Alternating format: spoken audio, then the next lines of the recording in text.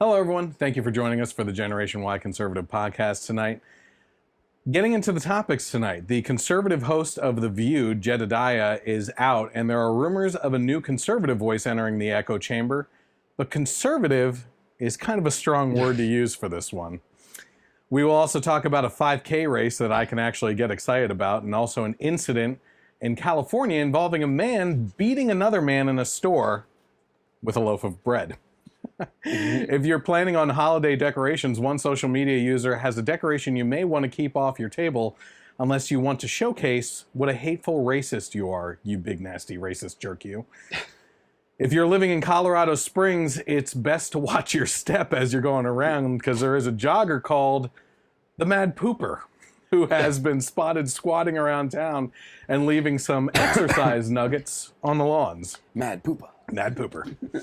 The president gives his first speech in front of the United Nations, and not to be outdone, Hillary Clinton plays Monday morning quarterback and tells Colbert how she would have addressed the UN if she was president, which she's not. Yeah. Of course, we are talking about the woman who lied about landing and running out under sniper fire in Bosnia back when her husband wore the presidential pantsuit. That's a pantsuit joke right there for you. That's a good one.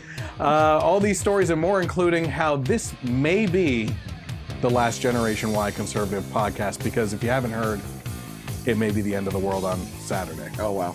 So, sorry about that. Start checking things off that bucket list. This is the Generation Y Conservative podcast.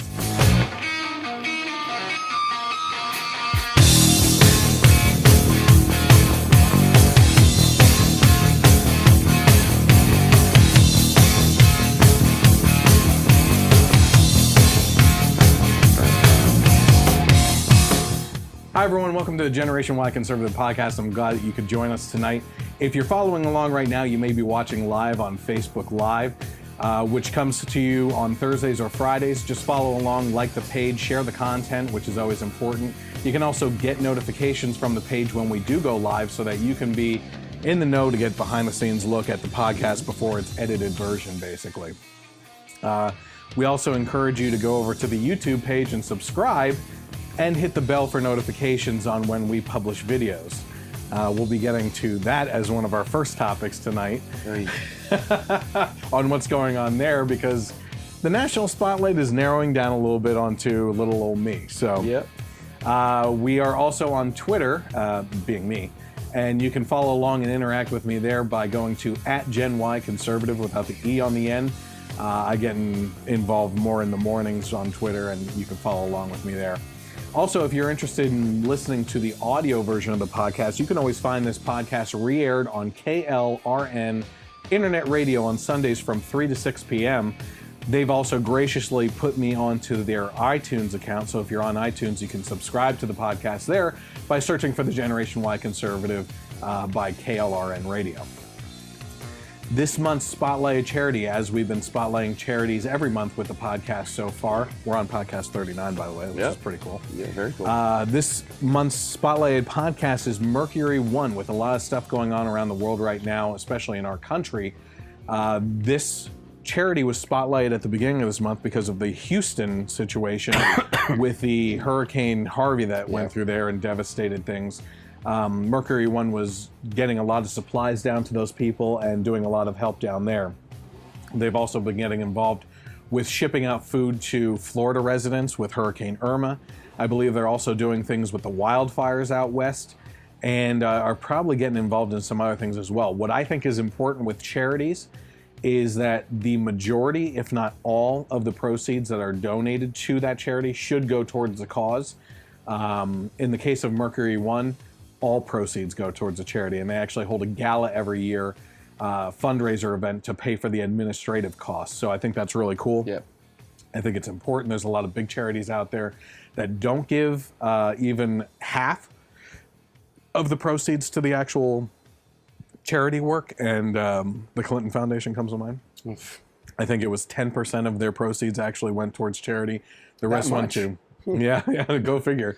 The rest went to salaries and paying off their own pockets again and everything else. So I think that this is an important organization. If you're interested in learning more on donating to it and possibly even volunteering to help them out, I don't know if they have that or not, but you can check them out at mercuryone.org. Baguette.org. Okay, before we actually get into tonight's topic, something happened last night, actually, that I think is worth mentioning, and Mike and I were discussing it before we even went on air. I woke up this morning and went onto my YouTube page because I was uploading last week's podcast. Yep. And I ran into some trouble this week, and the reason why it didn't go up until today is because last week's podcast had a copyright issue where the Miss America pageant that we talked about was copyrighted clip, and they completely blocked the whole podcast worldwide, right? Yep. And I got a notification in my mail because of that. And essentially, YouTube it has an editor online that you can do things with, but the editor doesn't allow you to pull out a portion of the clip. So that means I have to upload a 3-hour podcast again at slow speeds, and it took all week to get a second one up there and everything. That is the first time I've ever had a guideline strike against me, and it didn't even show up in my guidelines. But while I was there, I was actually checking out the rest of my YouTube videos, and YouTube has completely demonetized my entire channel. That's unreal. Yeah. And so you've been hearing about this stuff. We've talked about this stuff because of Dave Rubin being demonetized. His whole back catalog, my whole back catalog has been demonetized. There is not one video that's making money for me right now. And I'll be very honest with you, it's kind of funny. I don't make that much money. I don't have the viewership. I'm building an audience for this thing. I believe with all the videos, it's funny. I had like $4 that was built up from it, right? But once you hit over 1,000 subscribers or 100 subscribers or something like that, new options for advertising open up, and I'm on the verge of that. We've been working towards that, so I encourage you to actually subscribe to the YouTube channel. And then also, once you hit 10,000 views, we're at almost 7,000 views right now for total on videos, which is great for us not being out there as much yet and still building the audience. I saw that today that I can be reviewed for monetization at that point too. So I don't know what's going on. I believe that this podcast is pretty tame. In relation to, I ask my guests to not curse. If they do curse during the podcast, I beep it out. Okay. Usually that's because of humor purposes to make it a little bit more funny and everything. And the topics, while controversial, are just opinions. And we're not calling for action against people that we disagree with. As a matter of fact, most of the time we're saying that people should be opening up discussions with each other. Absolutely. And defending free speech. But this has been a situation that's been going on with Google for quite a few months now in regards to the Google Manifesto, the female employees suing Google for being sexist, them going after conservative views. Dave Rubin isn't even a conservative view. He's a classic liberal and a homosexual. So, and I mean, what they did to him is crazy. You know, just with his case especially, it's someone who came from, probably political persuasions that Google would subscribe to, but just had their eyes opened as to the hypocrisy of things and voiced that in a very civil way by having people on his show from both sides and just asking questions, and that's just not good enough now. No. So listen, I've asked before nicely to subscribe to the channel, like the page and everything. But if you come across this at all, do it.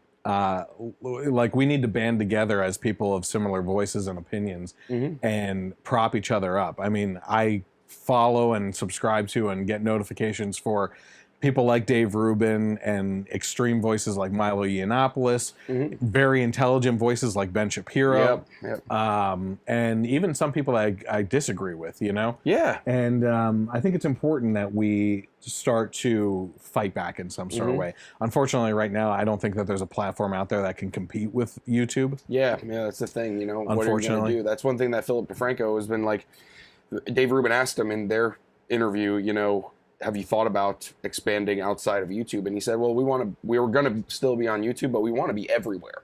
Whether it's 30-second Twitter videos that are put out through the Twitter platform, or Vimeo, or, Facebook videos, it's just, but it's getting to the point now, especially where if you have a differing viewpoint on things politically, where you have to diversify where you're, putting your content out there. Yeah, absolutely. Yeah. And and no one else knows that I've actually been contacted this week to go onto the Roku service, which is a streaming device in a lot of people's homes. Yeah. I'm waiting for more information on that. We'll see where that goes. Sure. But in the meantime, here's one thing I will say. Monetized or not, I'm going to continue with the YouTube channel. And unless they completely shut down my channel, which I think is a good possibility, honestly, just because that's the way things have been going. I'm not that big of a voice, Which is crazy. I mean, like, honestly, we're not pot stirrers, in that way. As a matter of fact, I try to pick out funny topics that we can all laugh about, So it's crazy. He's pissed. Yeah. He started the night pissed. Yeah, I was. I read your topic on Facebook, and because I would be willing to bet even that if you put on the exact same show, and we talked about the same exact things we talk about, but the name wasn't Generation Y Conservative. Yeah. There probably things would be different. Yeah. I agree. I don't know why the hell you're wearing that Cowboys hat on my set, but whatever. Hey, man. America's team. All right. So keep that in mind. I would encourage you and fully appreciate and be very thankful if you subscribe to the YouTube channel. We can launch that off as much as possible, like the Facebook page, and just start following along wherever you can and interacting. I think that, it creates a fun environment. I do see comments coming up during the live portion of the podcast. And if it's anything relevant besides, hey, how's it going? Good job, guys, or anything like that, I try to respond to those types of things too. So you can always interact with me on Thursday or Friday nights as well as we're doing the live podcast. Yeah, that would be great. Questions, comments, to kind of follow along with too. That'd be pretty cool. Absolutely. By the way, one thing I mentioned last week too in regards to that same topic is if anybody has topics that they want me to cover, like last week was my friend who wanted me to cover the shooting at the hurricane. Which, did you see the edited version of the podcast? Not yet. I saw some parts of it. Okay, okay. You got to go back and watch that, because that segment, what I do on the TV, is pretty good. It's pretty funny. Yeah. I'm a little overweight. Right. Okay, so let's get into the topics for tonight. Because Mike's daughter is throwing up and he needs to get back to her. Oh, no, she's good now, but that's why we're a little on the late side, so apologize. So we'll start off the night with actually talking about some of the funny stories, okay? A California man was arrested for beating a supermarket employee with a loaf of French bread. So a man was arrested on Sunday on a battery charge for beating a Safeway employee with a baguette. Adam Kawarsh, who's 39 years old, entered the store before midnight yelling and screaming, and when he wouldn't leave the store, an employee called the police. But prior to their arrival, Adam pushed and hit the employee multiple times with a loaf of French bread. The employee didn't sustain major injuries. But wanted to press charges against him. Makes sense. Yeah, it kind of, alludes to that there were some minor injuries. I guess if the baguette is stale enough, it could be a pretty, intimidating weapon. I'm pretty sure that's what started the French Revolution. Yeah. Just baguettes being thrown around. Yeah. Was that a croissant? Oh. Watch out, you get demonetized. Yeah. Gotta watch my language. Yeah. Sorry about that. What do you mean? What are you talking about the French for? Demonetized. I think the employee was just upset that he didn't have butter available at the time. So moving on here, actually, this is a pretty funny story. According to the Daily Mail, the 8th annual New York City Pizza Run saw runners completing a 5K race, pausing to chow down on a slice of pizza between each lap. Personally, I think they should be required to eat pizza the whole time as they're running. Yeah. And allow people to walk it. Yeah. Did you happen to see any of the pictures from this at all? No. Some great things. I think there's actually, it's mentioned in here, but I saw one woman wearing a Ninja Turtle shirt, athletic shirt with a turtle shell backpack and spandex pants that were all covered in pizza slices. Oh my God. So there were lots of people were having fun with it, that's for sure. Yeah. The New York City Pizza Run was held at Fort Greene Park in Brooklyn this year, which was probably good pizza if they were getting a local thing. Competitors ran 3 laps accounting to 3.1 miles, stopping twice in the middle to scarf down a slice of pizza. That's 2 slices of pizza. Yeah. This is a letdown. Yeah. This is a travesty of a pizza run. Yeah, that's pretty pathetic.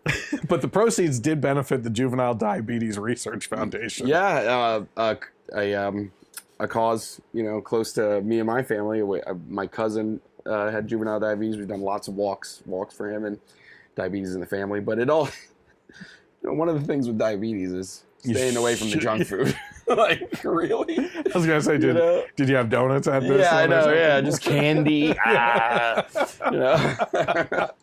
Lots and lots of soda. Yeah. It's always good. Propping them up. He's just in a sugar coma. Listen, we need to have more diabetes in order to keep putting on these walks. Yeah. Guys, this walk is important to me. Every year I get loaded up. Yep. Keep it up. The winners took home gym memberships, pizza gift cards, and other prizes. Gym memberships and pizza gift cards. Yeah. I don't know which one. Obviously, you go get the pizza first, right? Is that true? I don't know. I don't work out. Yeah, right. So naturally, pizza fans were incredibly enthusiastic about the race. Many turned up in pizza printed gear like shirts, leggings, and shorts, as well as outfits that paid homage to the Teenage Mutant Ninja Turtles and all famous pizza enthusiasts. Oh, that's who the Turtles are. Yeah, in case you didn't know. And if you don't know, why are you here? And if you don't know, now you know. In fact, the people behind the race are also hosting a cupcake run that's coming up in New York on October 21st. To support childhood obesity. Yeah, which follows a similar format to the pizza run. There are also several donut runs. All right. Okay, across the U.S., which is probably going to be paying homage to Homer Simpson and stuff like that. Including the most famous, the Krispy Kreme Challenge in Raleigh, North Carolina. It doesn't say when that is. I was going to ask you if you wanted to do a road trip. Yeah, right. That race, which started in December 2004, has competitors running 2.5 miles, stopping to eat a dozen Krispy Kreme donuts, and running another 2.5 miles after a dozen donuts. That's crazy. The challenge supports the UNC Children's Hospital. There are also quite a few wine 5K races, which women love, obviously, which offer wine tastings and free glasses at the finish line. These, of course, are conditional races. It's just run 5K and you just end up somewhere because by the time, if you're drunk and running, you just got to find a place to call a finish line at that point. That's it. Because you're going to go off track,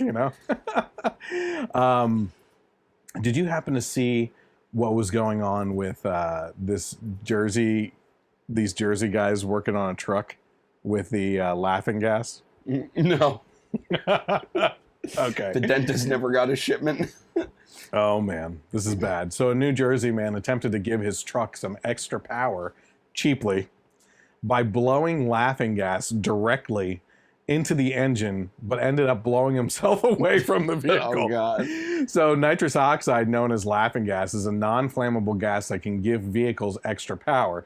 Normally, when drivers want to use nitrous, they install expensive kits that send the gas into the engine. But, and this happens in Jersey, we go back to Jersey every once in a while. Sorry, Tracy. Yeah. Maybe her family. Who knows? No, not Wall Township. I was looking. I was where was this? Yeah, so a group of men in Wall Township, New Jersey, decided to go with a do-it-yourself approach by manually blowing nitrous oxide directly into the truck's running engine. So guess what? We have video of it. All right, let's take a look. So let's go to that right now. You ready for this?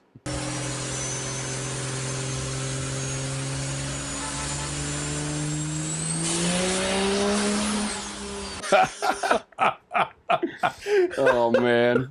he literally, his feet went up in the air as he goes back for that one. Yeah, it's hilarious. Oh, my word. It's like Wall-E when he's out in space, like with the fire extinguisher. Oh, man. So the video shows a guy losing control of the nitrous tank and flying right off the ramp as his friends are laughing hysterically. That's what it always seems like in these videos on YouTube or like montages on Facebook of like people just failing and falling and whatever. Do you follow Fail Army? Are always laughing. Yeah, I've seen their videos. But yeah, you're right. And not only are they laughing, they barely lose control over the camera, staying on the action. Yeah. It's not like throwing the camera down and going, "Oh my gosh, I got to help this person now." It's like, like just keeping it right on them, you know? The best is I love when they're like laughing and then they're like, are you okay? Yeah, it's still camera on, you know? Yeah. Oh boy. Okay, so let's get to some cultural topics. According to the Daily Wire, conservative host Jedediah Bila. Yeah, Bila, I think. Yeah, who's... Yeah. Left The View after the Hillary Clinton interview because the producers were not happy about her pointed questions, says a source on the set. So conservative host Jedediah left The View after the Hillary Clinton interview, but per Radar Online, she had just signed on for another year on the mid-morning chat show, and her departure was sudden and unexpected. A source close to the show told the New York Post, however, that while Bila left of her own accord, things had become uncomfortable for her behind the scenes following a group interview with Hillary Clinton. Last Wednesday, Clinton appeared on The View to promote her book, What Happened? And although other hosts had tossed Clinton only softballs, who could that have been? Joy and Whoopi. Yeah, exactly. Oh, my God. Jedediah asked the former Secretary of State, notice it doesn't say former president, a number of pointed questions about the book's content, whether Clinton had considered that voters selected Donald Trump on the issues, and whether Clinton thought hard feelings among Democrats over beating Bernie Sanders had ultimately harmed her chances in the long run. Those are basic questions. Yeah. They're fair questions. Fair questions, yeah, absolutely. And I think, no one wants to hear the softball stuff. You know what I mean? Like, why? I don't know. They're kissing her butt. Yeah. Oh, God. I watched. It's so bad. I only was able to see the first part, so I didn't even see because I was like looking for Jedediah's like tough questions. Yeah. And but watching that is just makes me dry heave. Yeah. Just like, I mean, it's so they're pandering to her. They're feeding into her own like self misery, about what's going on, and it's just like. And I'm sure Joy had a scowl on her talking about Trump and everything. It's unreal. Yeah. So the source said there was a lot of staff who were upset about how the interview was handled. They had a lot to say to Jedediah about calming things down. The source went on to speculate that The View is looking to have Clinton as a regular guest. She does need a job. And they were nervous about scaring her off. And there you have it. Yep. There it is right there. That is the reason why behind the scenes this all fell apart. Yep. Now, they're saying that she left of her own accord. If I were that lone voice on that show, I would stick it to them and be a miserable prick in the behinds of those producers every single day and pound those different opinions home every single show. Yep. And just get under Whoopi and Joy's skin like no other. Yeah. Elizabeth Hasselbeck did that all the time. Oh, yeah. Yep. She was unabashed. Yep. She was great. Yeah. I thought. She had her hang-ups, what I mean? But everybody who doesn't? Yeah, exactly. So on a related note to this, rumors are floating around about what supposed conservative voice will replace Jedediah. Now, before we get into that, who, assuming this was actually a show that we would want to watch, who would you like to see in opposition on that show? Who? Well, I guess it would just females. It'd have to be a female. Yeah. I mean, the ones that come to mind are, the Tommy Lahrens and the Ann Coulters of the world, But I don't know if they would be the ones I would necessarily want to see. Yeah, because they would give a bad reputation. Like I wish there was a female Ben Shapiro. Like an exact version of him. I mean, that new girl that's on the Blaze, conservative millennial. She's pretty good with some of the stuff she puts out there. But I don't know. I wish there was a Ben Shapiro type, you know, because that is just attacking them with facts, with knowledge, you know, not the emotion. Yeah. Which makes it hard to make it a female. He eviscerated that Berkeley question and answer smashed session. him. And that's every Q&A that he does. Yeah. I mean, he's just unreal. Yeah. So do you have somebody in mind that you would think? Going back to the Blaze, Dana Lausch. Oh, yeah. I didn't even think of her. I think she would be great. She's awesome. Trying to think, you know who's great, but she has a voice that grates on people. I've personally met her. Have my picture up on the website with her on the Facebook page. Brigitte Gabrielle would do great. She's just unafraid of going after people. Have you seen this new YouTube video? There's new YouTube channel, Red Pill Black. No. Her name, I forget her first name. But I'll send you some. But she's an African American woman. Okay. And she's awesome. Huh. Like Yeah. I love her. Like I've only seen a few of her videos, but she made one as a response to Hollywood. Yeah. Like, we don't care what your opinions are, you know. Yeah. And another one for Hillary that was amazing too. I'll send you her stuff, but she's pretty awesome. Have you seen Shoe on Head? No. Oh man, it's this like kind of goth chick, but she had a political awakening, I think, over the last year or so. And she goes after in the funniest ways with this kind of dry sense of humor after the left and feminists especially and everything. Yeah. Oh my gosh, she is hilarious. You got to watch her too. Yep. So those are two that you might want to check out while you're But how can we be conservative if we're supposed to hate women and African Americans and everything? Why do I love this girl? Yeah. You know? But malfunctioning. Yeah, not only that. I mean, does this show claim to be diverse at all? Oh, the View? Yeah.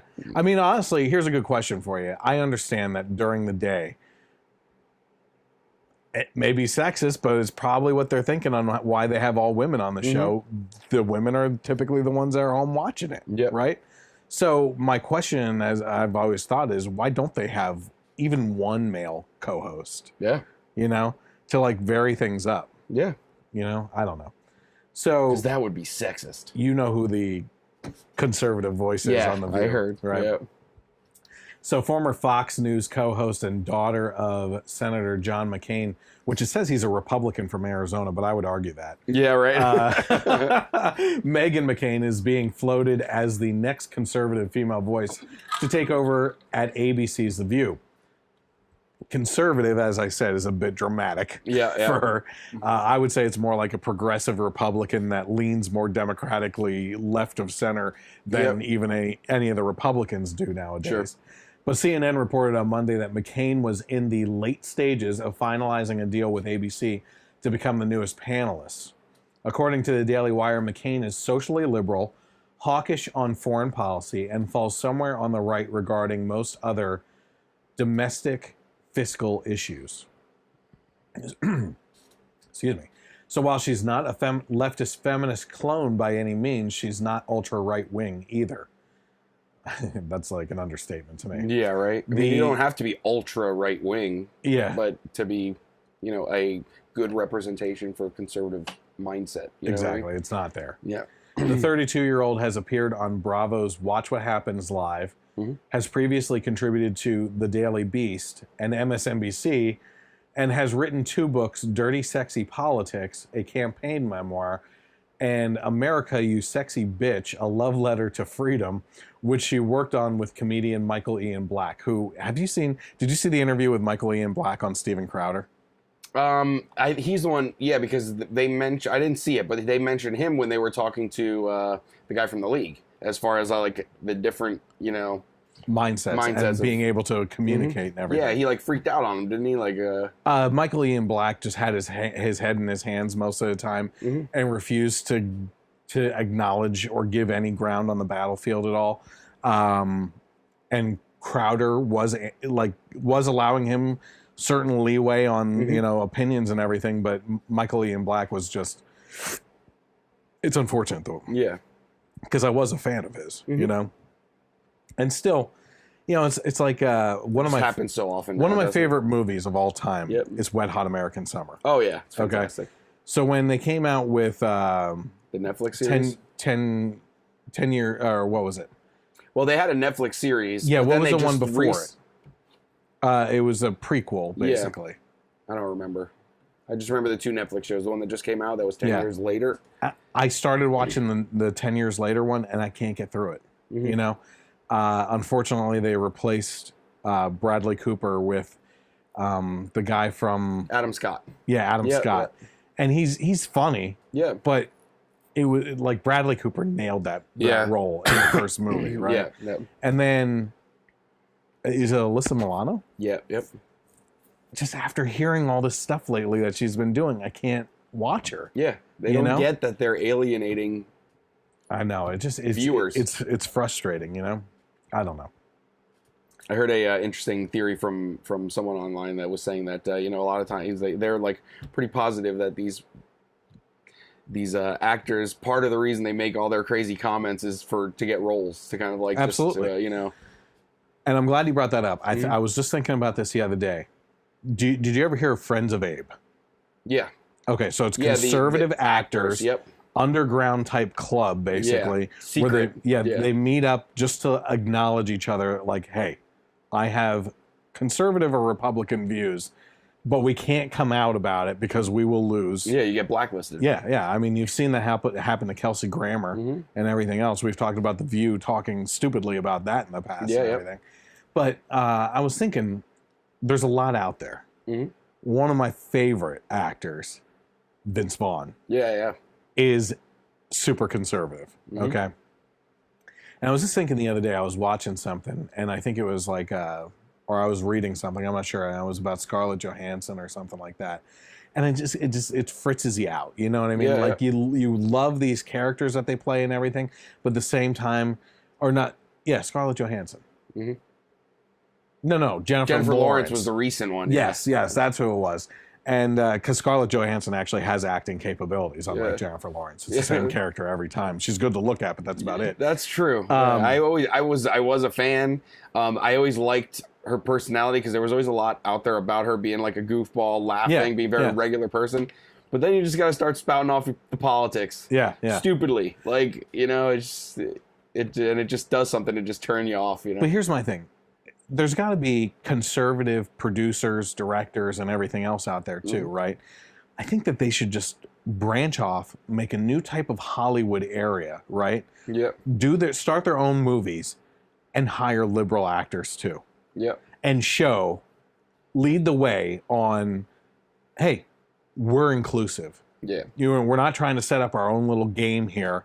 We're trying to actually do something and be able to express ourselves in our movies the same way that you want to do, but you shut other people down. Yeah. The only thing that'll make that tough, though, is the money to make the movies comes from the production companies, not necessarily the directors and whatever, and they're all like super left. Then we need some rich people on the right, like funding this type of stuff, getting it off the ground. Yep. Honestly, I think that's what needs to happen. And I think once you pull those people out and you allow them to not have to hide anymore, and you see a chunk of Hollywood leave and refuse to work in those environments anymore, where they're given essentially a scarlet letter of conservatism, a C instead of an A, that you'd be surprised at the actors and actresses that do leave, that maybe you thought were actually liberal. And I think Hollywood themselves would be surprised too, and there would be a panic. And I think that needs to happen. I think, and you know what, the people on the right wouldn't even need to come out as conservative. Just start their own thing and just go. Just leave the opinions at the door, because again, whether you're on the left or the right, you're alienating half the country at that point. It's crazy. I mean, you can't even sit through these award shows anymore. Yeah, I don't. I don't watch them either. And apparently ratings are just lower and lower and lower every single year. And it's like just hit jobs. Yep. Like it's not even funny when it's over and over and over again. What was it? The Emmys that were on this week? Colbert hosting. I mean, I don't have it in here at all. I didn't look at it. I saw stories about how multiple people were bashing Trump. I expected it, and I didn't even read it. I don't care what they have to say. Mm-hmm. People like Stephen Colbert are has-beens.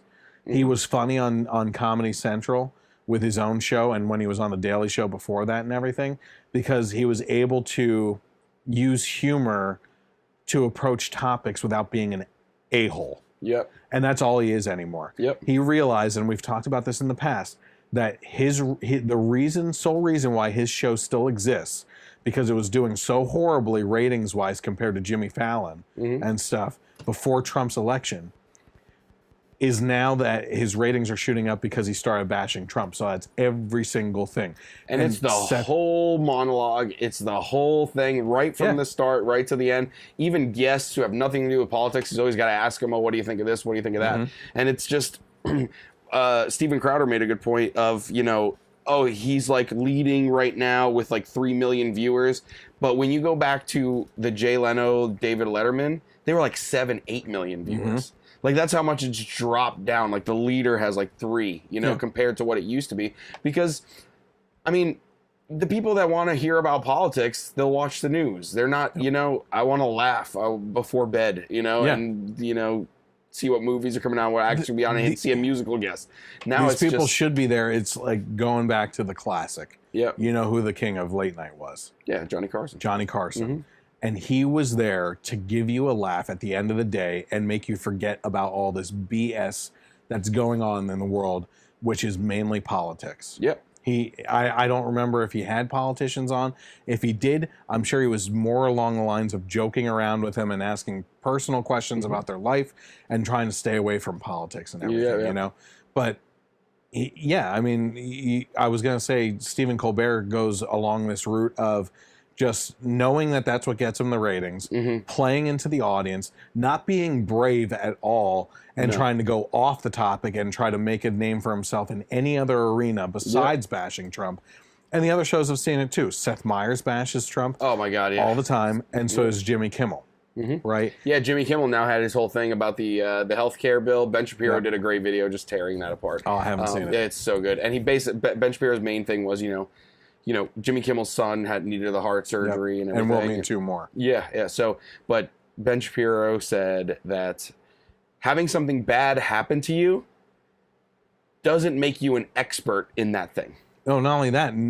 Not only that, it's basically saying that because you had something happen, we need to act emotionally towards making decisions on policy.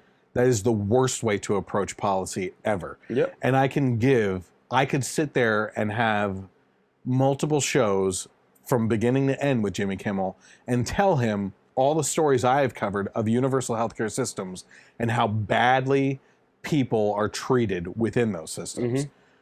Now, some people may disagree with me on the VA, but the VA is in rough shape in this country. Oh my God. It's and awful. It is literally taking that and exploding it to a national level. I mean, if you talk to a rational person, that isn't like so entrenched in their own political views, you just ask them, listen, the federal government taking charge of anything, do you think there's a good chance that it'll go well or that it won't? Look at the DMV. Yeah, look at the DMV. So now you go, okay, your healthcare. Is that something that you want the federal government to take complete control over? Oh my gosh. And how would that go? I don't want them involved at all. Yeah. Maybe some regulations on like extreme things that they shouldn't be doing to you, and that's like basic things like leaving instruments in you during a surgery or something like that. Like that kind of stuff I can understand. But the government should not be involved in the financial aspect of insurance or anything like that. And when you just you pay for it. Even when you just take the administrative, functions of a hospital or the operational, functions of a hospital. My dad works for a medical device company. Oh, okay. And he is involved in the quality control and everything and things like that. And he says that when he calls a VA hospital, compared to when he calls a regular hospital, nobody knows what the hell is going on with anything. Oh my gosh. Where this is, where that is, how many units are in, blah, blah, blah. And it's just like, it's a mess. And whereas when you are have a hospital that's operating in the free market, and it's just it matters that everything is functional, organized, lean systems, and things like that. It's just night and day. So he's like, I can't. And these are hospitals that are taking care of people that are giving the ultimate sacrifice for our country too, absolutely. which it makes it even just the worse. Worst part. Yeah. Did you check out the script before coming? I scanned through it, but I only got like about halfway down. So did you? Oh, so you haven't heard? Did you come across any stories this week about this Navy hospital in Florida? Oh, with the babies. Yep. We'll be talking you posted about that, I think, and I said no, I don't think I did. Oh, so I but we're going to be covering it. Yeah. Oh, Philip DeFranco talked about it on his show. Mm-hmm. It's bad. Yeah, it's real bad. Yep. Okay, so actually, we're still talking about The View here, but as I said in the past, there's a reason. What a tangent that was. I know. Yeah, seriously, this is what The View does to us. Yeah.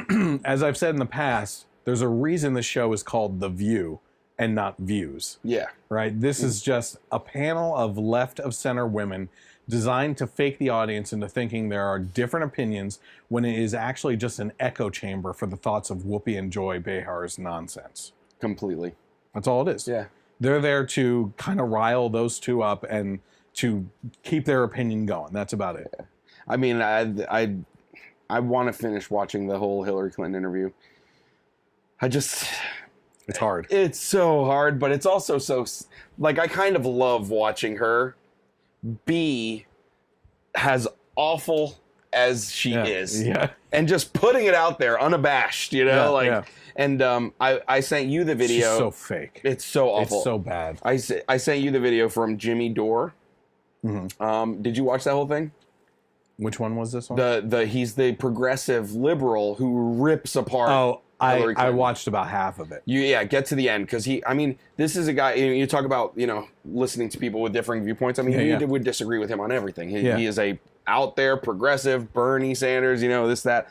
But even throughout the campaign, he pointed out how Hillary Clinton is the worst possible candidate that could have possibly been put out there. The corruption, and we've talked about how we disagree with everything that Bernie, all his policies, but we agree that he is an honest person, and I think he has good intentions, and for the most part, with as far as helping people, and things like that. I think that less and less every day when I hear what he's doing right now. Yeah, that's true. But so listening to him throughout, to hear a liberal, a progressive liberal, leftist, because he is, Jimmy Dore is a leftist, speak the truth about Hillary, and when I've watched videos like Steven Crowder criticized her, and we watch kind of our own echo chamber in Ben Shapiro, but he ripped into her harder than everyone else. Really? Yeah. And that was at the end. It gets brutal. Mm-hmm. He talks about how she mentions the sexism in the country, and that as a reason why she lost. Yeah. And Jimmy Dore's just like, well, you're married to Bill Clinton, beeping on dresses. And with interns, you're married to this guy, and you're talking about everyone else being sexist, and you're an awful human being. You're the worst. You're a psychopath. He is just ripping her apart, and it's so wonderful to see. Here addressed that point about the sexism stuff, and he's like, then why did she pick a male vice presidential counterpart for the race? Yeah, that's a good point. Yeah, why didn't she pick another female? Yeah, if it's all about just what's between your legs for everything, So unbelievable. Yeah. Okay, so Halloween, Thanksgiving, and Christmas are coming up. Does your wife decorate a lot? Sometimes. For Christmas we do. Okay. Yeah, the rest we kind of don't. A little bit. Yeah. We put some stuff up for Halloween last year. We get the cheap tablecloth. Yeah. That looks like a candy cane. Yeah. Yep. If you're stocking up on decorations for the house, it may be best to steer clear of the raw cotton plant replicas. Oh, man. In vases adorning your dinner table. Did you hear about the college? Are you going to talk about the college president? Okay. Yeah. So Danielle Ryder, a Hobby Lobby consumer, found a decoration at one of their stores so offensive, she shared the image on Facebook requesting that they remove the decor from their shelves. Ryder on Thursday shared a photo of a shelf with glass bottles containing what appeared to be replicas of raw cotton plants. She captioned the photo, "This decor is wrong on so many levels." That was the caps, sorry. Yeah. "There is nothing decorative about raw cotton, a commodity which was gained at the expense of African American slaves. A little sensitivity goes a long way. Please remove this decor." I have to give her a hand though, because she actually knows what a commodity is and used it properly in a sentence. Yeah, so there you go. She's on the right track. Yeah. But there's currently no word on if Danielle here has started to protest the majority of clothing, furniture, and other items made from cotton at this time. Yeah. Haven't heard anything from her yet. Yeah, we'll see. The other thing too is, this is clearly, I mean, I don't know if she hates Hobby Lobby, because obviously she was there shopping. Oh yeah. But I bet what kind of sparked the fire of this outrage was that Hobby Lobby's passed with conservative views and religious views and things like that. Where's the protest for Pier 1 imports? They have lots of raw cotton. Heck yeah, they do. And for years now. Yeah, and apparently it's all over Pinterest. It's like, it's a thing. It's not like... It's kind of a neat looking plant. Yeah. So it's just... What can we get pissed off about today? Yeah, she was probably walking around thinking, okay, I'm in a Christian store. Mm-hmm. Obviously, I can't be offended by the Christian stuff because I came here. I knew what I was getting myself into, but I haven't been offended by something yet today. Yeah. What can I find? Yeah. Son of a gun! Oh, what is this? Yeah. Slavery, rampant, all over Hobby Lobby. Oh, my word. It's... Please don't tell me that you made an African-American stock this shelf. Yeah. Do you have a Confederate rug hanging around here? Oh, man. Look, in this case here, this is ridiculous, okay? Yeah. It's been shared a lot of times. There's a lot of people that agree with her. Mm-hmm. It's a lot of idiots out there. I'm gonna say that, okay? And... Demonetize my video, whatever. But the fact now we can say whatever we want. We can. Yeah, sorry, YouTube, you just set me free. Yeah, set me free. The shackles are off. But it's just ridiculous, right? I mean, we're talking about a decoration for the house, and get over it. I mean, you're not talking about. Like, I'm sorry. I'm trying to think of how this could end up being offensive. Yeah, you know what I mean? It's a plant, right? I mean, if I'm just throwing this out there, if the vase itself had a mottled black hand holding it or something, then I can possibly then I would agree with you. Yeah. Okay, I would be like, why did they do that? You know what I mean? Little African American GI Joe figures all over it, But I mean, that would be offensive. Yeah. To this point here, this is ridiculous. But it gets even better. We got to go to a college. Yep. Now, I'm going to disagree here a little bit, though. Okay. Mm-hmm. So, in semi-related news, the president of a private Christian university in Nashville, Tennessee, apologized for offending a group of black students with cotton-themed centerpieces during a dinner at his home, which was aimed to discuss student experiences at the university. And I believe this was for black students only. Yeah, he actually invited black students over to basically talk with them about, race relations at school, what their experience was. I think the goal was to make things better, but he's pretty tone deaf with how, because it wasn't just... I think we obviously live in a different world up here. Yeah. Up here is so much different than the South and everything, And I've said before, I've seen racist things. Sure. But it was never like it was when I went down south for a wedding a couple of years ago, in which it was just blatant, in-your-face racism, you know? And I was like, whoa, what? Yeah. But down south, that's where cotton is mainly grown too, So I would imagine that this is more of a common centerpiece type thing, or decorative. It's very common down there. Yeah, decorative piece down south than it is up here. So to us, it seems really out of place and really in your face in this situation. But he should have been thinking a little bit harder in this case. Did you hear more about this dinner? Well, I have the letter that he wrote. Previous dinner that he had? No. So it Tell me. wasn't- Wait on that, because I'm going to read the letter that he wrote first. Okay. I'm going to talk about what the one girl said about the dinner. Okay. Yeah. But I don't have any information about a previous dinner, so you can chime in then. Okay, sure. All right.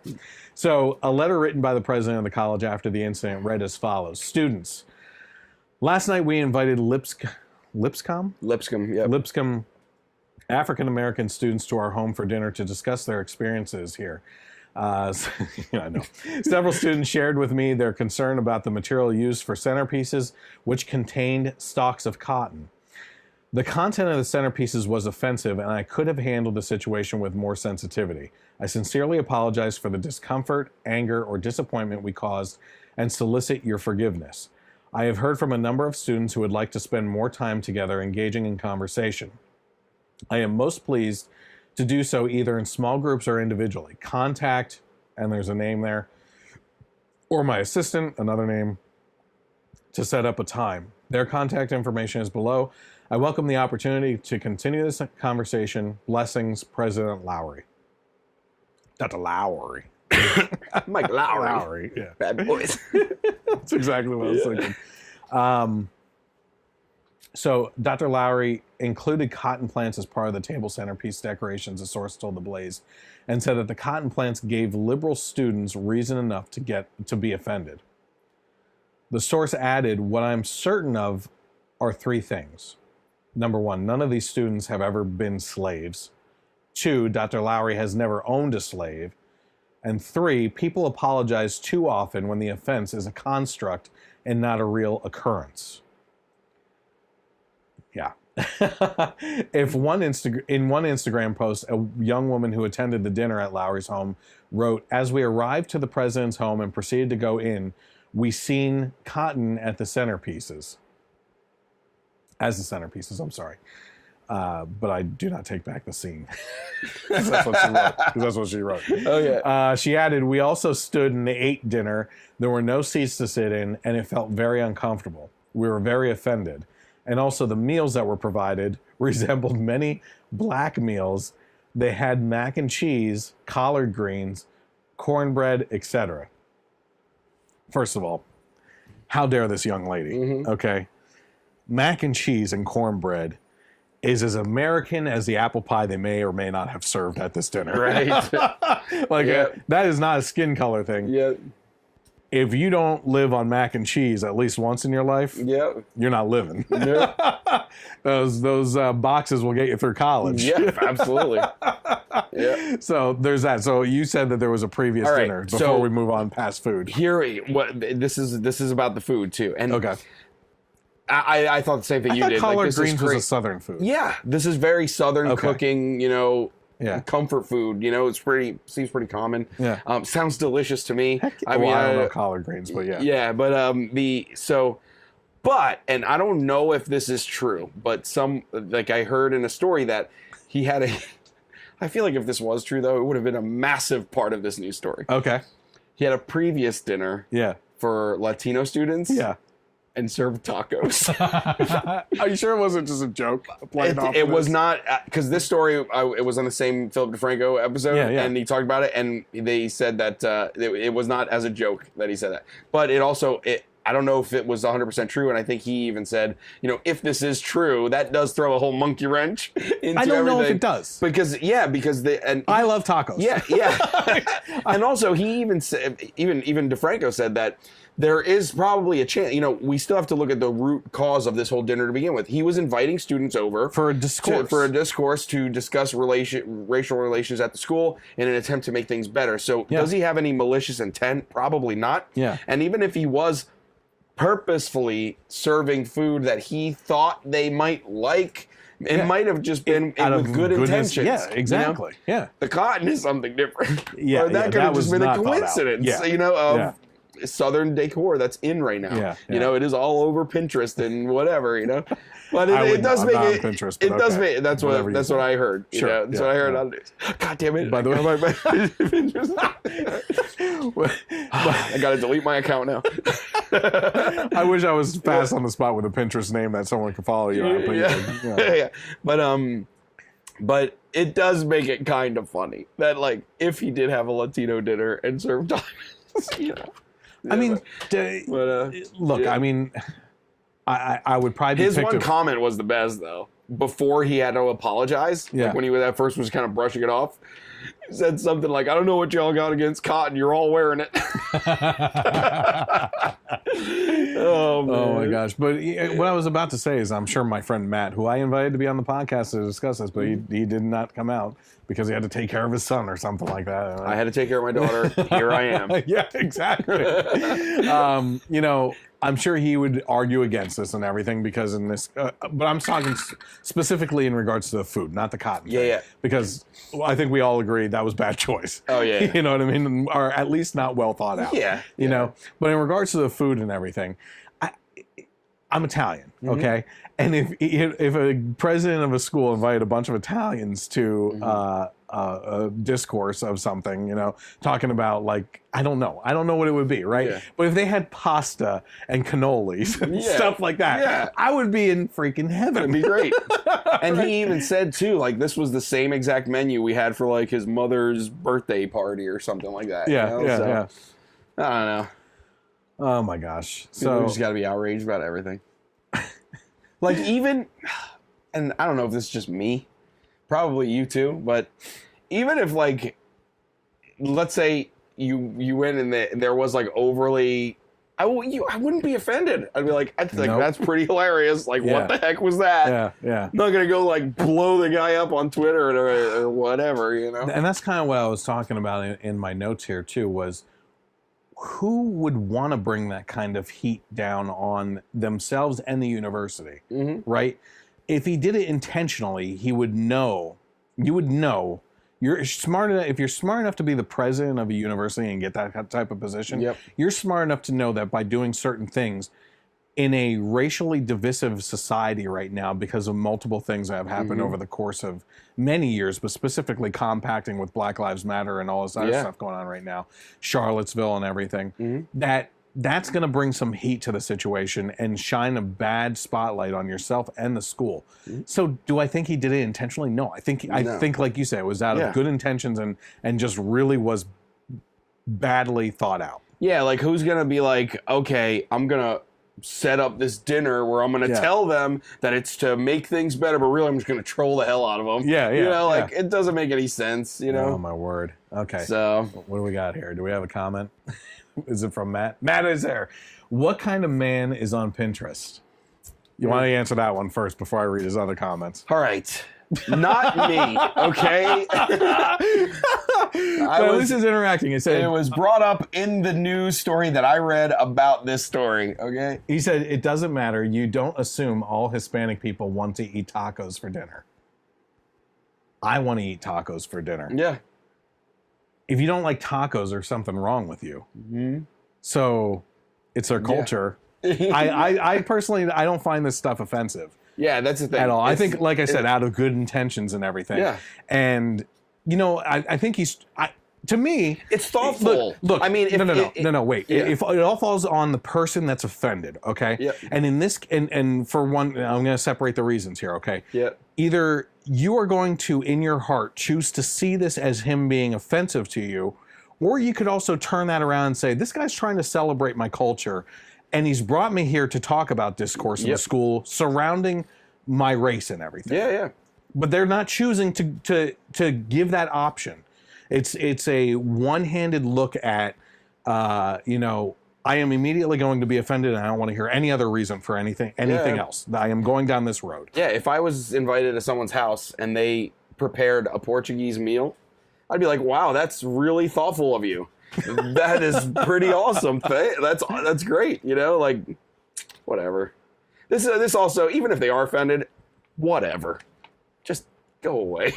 Like, I'm not. I really did want Matt to come on the program to discuss this with me and everything, but keep telling him he needs to get his son a driver's license. And here he is, not being able to defend himself. So, so there you go. You know, but Matt, listen, anytime you want to come on and bring these types of topics to me to discuss them like you have in the past, you know, I'm happy to be here for you as a voice of either support or opposition. And I would be perfectly happy if you came with a box of cannolis for me.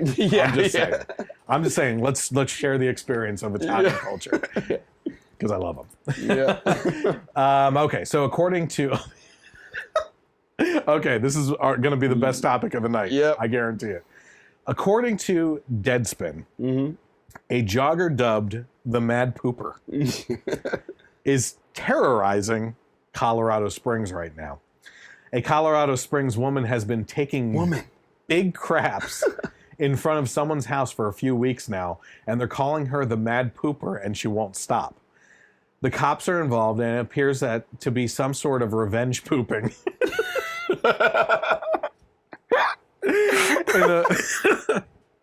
in a local clever way to get revenge. And you want to hear something crazy? So I was trying to look up clips for this. To see there is. I saw a news story. And I have one of those because it was funny. There's pictures of her. But I was searching on YouTube to see if I could find any clips to get a better view of her and that people could like identify this bad pooper. But I came across one, and it's of this female jogger who runs around the back of this house, leans up against the wall, and uses it as support to sit in that squatting position like that they like workout people usually do. Like they're on a chair, but they're not on a chair. And she squats and poops against this guy's wall. Like she does it over and over again. He catches her on the security footage multiple times, right? And this happened back in like 2012 or 11. And I thought it was this woman, right? She's a copycat pooper. She might be a copycat pooper. Yep, it seems that way. Or she's a huge Bob's Burgers fan because they did a whole episode called "The Mad Pooper" with a song and everything. How long ago did that happen? That was you wanted me to throw it in, but I didn't have enough time. Yeah, the video clip was like from 4 years ago, so it might have been like a previous, or it may have been also that other pooper. Yeah, maybe. Yeah, there was a Mad Pooper at the school, and they called her a Mad Pooper, and there's an awesome song. So I'll put it in the podcast for her. So in the local CBS story, funny quotes ranged from, they're like. She's talking about her kids. There's a lady taking a poop. So I come outside and I'm like, are you serious? Buddy recalled the woman who was a homeowner there. She said, are you really taking a poop right here in front of my kids? And she's like, yeah, sorry. And she proceeds to leave, right? It's abnormal. It's not something I've seen in my career, said Sergeant Jonathan Sharketti. For someone to repeatedly do such a thing, it's uncharted territory for me. And then the other quote was, there's plenty of public restrooms less than a block away from where she's targeting. This is intentional. The best was the woman who originally caught her with the kids. In the news story I saw, she was like, okay, well, she said, sorry. Clearly this was an accident. She's mortified. She'll never show her face in this neighborhood ever again. Yeah. But no, she keeps coming back. And she's got tissues. Like she's like, ready for it. Yeah, she knows what she's doing. This pooper. Man. As a TV report indicated, the woman has also been sighted pooping in a Walgreens. Not in the Walgreens. Can't be. I copied and pasted directly though. I don't know. She could be pooping in Walgreens. Yeah. I don't know. CVS for life. And in nearby backyards. I think she was caught outside the CVS or something like man. That. Yeah. The presence of bathrooms close by and her propensity for repeat turds clearly shows that she does not care about signs, warnings, or completing the rest of her runs with mud butt, or the stigma of a society unenamored with joggers taking drive-by poops in and around their properties. She even brings her own toilet paper or tissues. So I'm going to play a news story that was actually on this just because it is pretty funny. So Mad Pooper, here we go. Colorado on the lookout for what they're calling someone who likes to, let's say, take a little bathroom break in people's yards. Yeah, and they have a name for it. They're calling her a serial pooper. So, a warning, if you're eating breakfast, the details of the story are disturbing. According to witnesses, a female jogger relieves herself in public and then runs away. And it's not like it's private. People can see you. I mean, we're seeing her, so. Pants around ankles, in broad daylight, her kids saw it happen first. They came screaming, you know, you're not going to believe this. They're like crying. It's like, what? And they're like, there's a lady taking a poop. You know, she is creating some No motivation words. for herself to run, because by doing that, obviously she's running away. She's getting a head start on her jog. Jeff, no. There is No. no excuse for this. She needs to get a treadmill, go run in her house.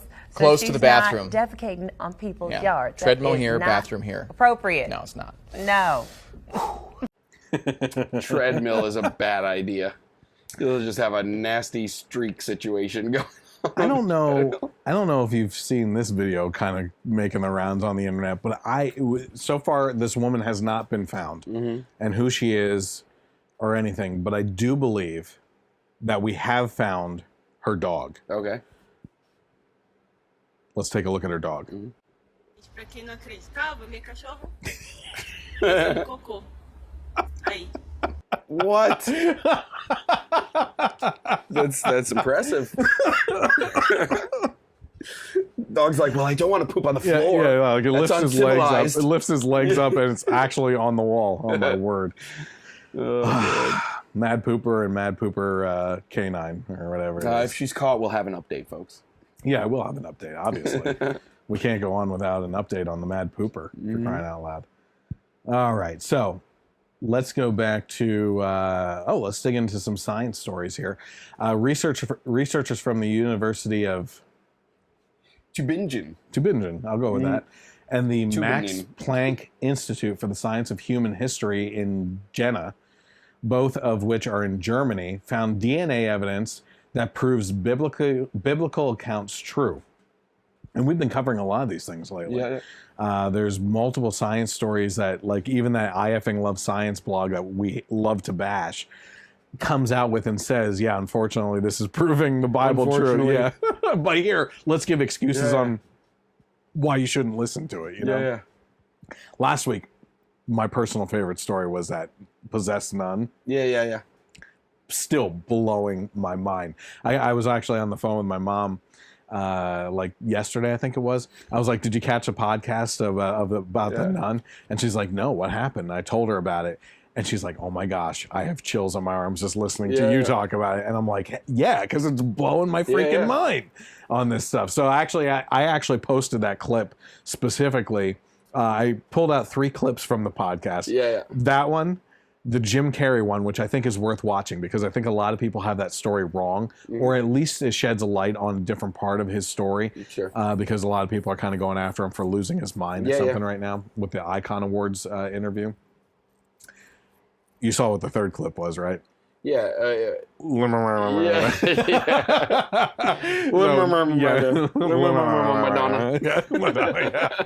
Was Nancy Pelosi. Yeah. So you finally got to see her face too? How bad was it? It was of Nancy Pelosi honoring Lin-Manuel Miranda.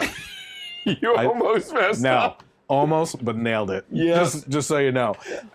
So, I thought you were going to try. Lin-Manuel Miranda. Yeah, of course. I mean, I don't know why she had so much trouble doing it, but she was. Just take oh your my time, gosh. Nancy. Or just say Lynn Yeah. or LMM. That was tougher than you thought. Yeah, it was. I love my memory. Oh, man. We gotta stop now before we legitimize. Oh, I know. Nancy Yeah. Pelosi. Holy crap. I almost threw in the story tonight of Lawrence O'Donnell on MSNBC losing his crap over people on the floor above him while he was trying to do an interview doing construction work up there. And it was like an 8-minute tirade of who is hammering? Someone get out of the booth and go up and stop these people from hammering. Oh, man. It was the funniest damn thing. Okay, so anyway, we're talking about DNA that proves the Bible true, and I'm cursing over here, kind of. Right. Anyway, so they found that the DNA of mummies entombed in Abusir el Malik. Good job. Damn right. in Middle Egypt actually matches that of Neolithic and Bronze Age peoples from the Near East, Anatolia, and the Eastern Mediterranean instead of modern Egyptians. According to a breakdown by Christian Headlines, Genesis 10:5-6 says, the maritime peoples spread out into their territories by their clans within their nations, each with its own language. The sons of Ham, Cush, Egypt, Put, and Canaan. This biblical account of the origins of Egypt have long been contradicted by scientific belief. Breaking Israel News explains that most researchers believe that ancient Egyptians came from nearby northern Africa, and Egyptians today exhibit a significant sub-Saharan genetic influence. This scientific belief long contradicted the biblical account, which designates the forefather of Egypt as being Mizraim, a son of Ham. Researchers found the ancient Egyptian samples distinct from modern Egyptians and closer towards Near Eastern and European samples. In contrast, modern Egyptians are shifted towards sub-Saharan African populations. This evidence confirms that the genetic origins of Egyptians are varied, but as the biblical account suggests, this is yet another example of God's word proving true. Pretty cool. Pretty cool. Yeah. Yeah. I mean, still love how you were saying that. Like, unfortunately, yeah, there's a. Oh man, unfortunately, there is a possibility of a paradise that we can all enjoy for eternity. Yes, oh man, I was really hoping to just be dead forever in a box in the ground. You know, it's too bad that there might be this utopia. Well. Oh well. Dang it. It's that old saying of, if I'm right, then who cares? But if I'm wrong, well, you know, you're kind of burning in hell for eternity, which is a little bit longer than what you're experiencing here on Earth. Right. You know what I mean? I don't know. I'll take that gamble on what I believe. I'll tell you that right now. So let's talk about some global warming. But first, I don't have the music for you now, but I'll put it in the YouTube version. Some conservative porn for the eyes and ears. So let's take a look at John Coleman, who's the founder of the Weather Channel, talking on CNN and putting them to shame. Let's just say that again. The founder of the Weather Channel.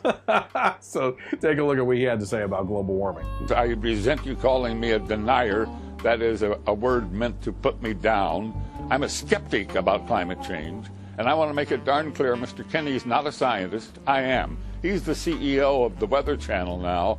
I was the founder of the Weather Channel, not the co-founder. And I'm glad you did, because I am addicted to the Weather Channel. I watch a lot of cable news. Now, hold on just a minute. I'm not done. And CNN has taken a very strong position on global warming that it is a consensus. Well, there is no consensus in science. Science isn't a vote. Science is about facts. And if you get down to the hard, cold facts, there's no question about it. Climate change is not happening. There is no significant man-made global warming now. There hasn't been any in the past, and there's no reason to expect any in the future.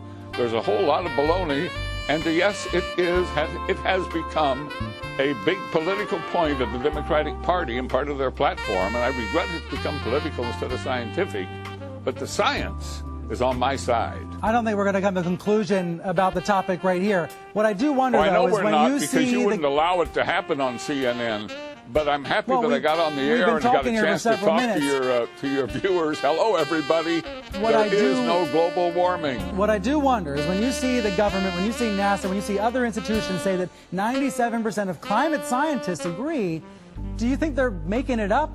What I don't understand is how you square that. Well, that's a manipulated figure, and let me explain it to you. The government puts out about $2.5 billion directly for climate research every year.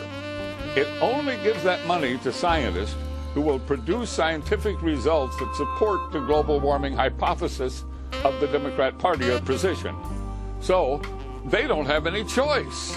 If you're going to get the money, you got to support their position. Therefore, 97% of the scientific reports published support global warming. Why? Because those are the ones the government pays for, and that's where the money is. It's real simple, but that doesn't mean it's right. That doesn't make it true. that only makes it bought and paid for. The money goes in circles. I'm not a scientist, so I'm not going to try to refute you Boy, on the that's the facts. truth. I'll And simply so say that the please vast stand majority... back from this issue and let the two sides be on the air. There are 31,000 scientists who have signed a petition that says it is not valid, that my position is correct, and we'll keep battling, and we will prevail in time. I have a new hero. Yes. Yeah. That was amazing. That was, oh man, just someone saying the stuff we've always wanted to say to these news networks. He's come out before and said stuff. Yeah. Oh wow. But that's fantastic. that's the first time I've seen him. Let's just say again, the founder of the Weather Channel, not an engineer who calls himself a scientist. Yeah. Yeah. Right. I mean, we're just throwing that out there. Talking about a guy whose name starts with B and ends with Illni. Yes. I mean, yes. Yeah. But who was it? Was it a celeb? There was someone else recently. Oh, the Stevie Wonder thing. And if anyone thinks that global warming is not, thank you for letting us all come together. Are you starting to go like this? Oh man, if Stevie Wonder could see you now. Oh dang. Shots fired. But let us all come together and love each other and love one another. Oh, and by the way, if you don't think that global warming is real, damn you to hell. You must be blind or unintelligent. Yeah, is exactly what he said. Right. Yep. Mm-hmm. But that guy seemed pretty intelligent to me. John Coleman of the Weather Channel, baby. You gotta warn us before this stuff. Turn the lights down low. Yeah. Turn on some smooth music. Light some candles and let this clip play. Yeah, right. That was fantastic. So, in related news, though, in a new study by economist and environmental analyst Nicholas Loris, explained that climate change simply isn't responsible for hurricanes Harvey and Irma. He said that man-made warming did not cause Harvey and Irma.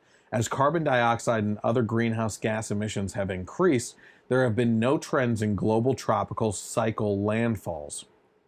Loris said that the average number of hurricanes per decade reaching landfall in the U.S. has actually fallen over the past 160 years. Mm-hmm. Not just the last 12, which we've talked about. Yeah. You know, when Al Gore's first movie came out, he said that the hurricanes were going to, these types of events were going to get worse and worse over the coming years. We went through a 12-year period, and coincidentally, with a sense of humor that God has, on the year of his sequel coming out, we have these massive hurricanes hitting, right? But it's been no significant category. I don't think they've been, it's all been tropical storms once it hits the U.S. For the past 12 years, there hasn't been any trend upward on this, right? Yep. But now this guy's saying 160 years, it's been declining, right? He added that the study is based on concrete mainstream science. Oh, that must burn. Yeah. And cited reports from the Intergovernmental Panel on Climate Change and the NOAA to corroborate his analysis. Loris also disputed assertions that global warming supercharged these hurricanes, which made them deadlier, citing work by University of Washington climatologist Cliff Mass and former director of the National Hurricane Center, Bill Reed, both of whom rejected the claim after conducting research into the phenomenon. Now, I want to get a little bit personal here, okay? I obviously, talking about politics, I can't describe exactly what business I'm in and who I work for and everything. Yeah. Even though some people like to come on wearing the shirts of what we work for. Yeah. Yeah. You know what I mean? But there have been many times where I've kind of like thought about like when you're like, oh, do you have a Twitter channel? I was like, no, but I work for so-and-so. If you need this or that, let me know. And that would be kind of great. But I was like, yeah, it's probably not a good idea. Yeah, no. But here's the thing. I can tell you what I do, okay? And what I do is I go and I inspect homes for hail and wind damage from storms, big storms, right? Mm-hmm. And I got into it this year because of Brant, who's been on the podcast, was actually on last week and everything. And this year, before the hail season started, one thing that he said to me was, listen, and I always forget the exact order, which one comes first. But he said, when an El Nino follows a La Nina or the opposite way around, we know that the hail season is going to be rough because the weather acts really strange because of the ocean temperatures and everything that causes these phenomena, right? Which happens over and over again over time and has nothing to do with anything else besides just those events. They're anticipated, right? Mm-hmm. So we knew that this season specifically was going to be a very bad hail season and that we were going to be experiencing some pretty rough storms that produced big hail, okay? Mm-hmm. That's one thing I'm not hearing anything about in the mainstream media or when it comes to these hurricanes, right? Yep. Why is no one mentioning these two events following each other and that these two things may have something to do with these super hurricanes that are happening? I honestly don't know because I haven't come across anything. Yeah, you know? I mean, if the story doesn't fit the narrative, they just don't want to report it. And there you have it. That's pretty much it. And there it is. Yeah, and you know, one thing that he had said that I thought was interesting was, you know, refuting directly the cause of the whole 97% of scientists say this. You know, Yep. they're getting the funding, so they want scientists that are going to agree with what they. It's not even that they are going to agree with what they say. The people that are funding this stuff are saying, I want you to prove this true. Yep. Not do this study and end up this way, right? This is the result I want. So do a study that gets you that result. Yep. That's essentially what's happening, right? Yep. Now, I've made this point about being paid off, scientists being paid off for years now, with this extreme liberal friend that I have who argues with me and someone else in group text messages that we have going all the time on politics. And he is your typical leftist that absolutely refuses to believe that this type of corruption can be going on. Yeah. Why is it not in the realm of possibility? But you're going to believe that Donald Trump and Russia are working together. And it's always like the collusion can happen on one side, but never the other not side. on the other side. Yeah, no, not on the side I like. That's no, impossible. not on the side that of the person who could have been president that worked on behalf with the DNC to squash out the candidate that actually was the people's choice on the left, being Bernie Sanders, for crying out loud. I mean, it all hits home. Too. You know what I mean? Absolutely. Anything else on climate change or anything before we go? No, I want to look up more from that guy. It was great. I just thought, well, you're not going to let it happen on CNN, of course. No. We're not going to come to a conclusion tonight. Well, of course we're not going to come to a conclusion on CNN because you won't let it happen. Who is this? That's fantastic. Oh, Austin Sukanic. He liked Matt Williams' comment about assuming that Hispanic people like tacos. Find me one that doesn't. That's what I want to say. Find me an Italian that doesn't like cannolis. Find me a Portuguese person who doesn't like what? You suck at this. Yeah, I know. I'll tell you what. Just to kind of like go by the like how times have kind of changed. You know? No. Right. So, and I mean, but that's not something you think of us saying. You know. But in high school, right? I'm Portuguese, right? And I had black. I had this teacher. Right? What's that? You're black. I am. My dad was born in Africa. Yeah. He lived there till he was 18. Yeah. If he's not African American, I don't know who American. is. I'm sorry. I'm not black. You know, all over the black place. is a color. Africa is a place. That's true. I have descendants from Africa. Are male? I am Can male. I say that? Yeah. Yep. Okay. You're assuming a little bit, but you happen to be right. But don't assume. But anyway, I had this teacher. I just want to throw darts. Yeah, you know I had this teacher in high school, a history teacher, and he was not politically correct, right? And one time on the way to lunch said, "Oh no, hey, they got tacos for lunch today. You excited? You fake Mexican?" I thought it was hilarious. You were so offended. I was so offended. Oh, you probably had to I was offended for me. I was offended for Mexicans. I was offended for everybody. I needed counseling. I was going to ask, do you have a guidance counselor in the school? I'm just getting over it, but I'm not completely over it. You shouldn't have brought it up. Somehow, it could have triggered those emotions. Oh again. God, it's, say it again. What did he say? He said they got tacos. They got tacos today for lunch. Are you excited, you fake Mexican? And like, that's one of my most funniest memories of high school, and that would never be allowed to happen now. Not at all. No way. He'd be fired like that. Here's another funny one, just to play into stereotypes. One of my clients right now is a full-blown Italian. Yeah. Right? And his name is Guido.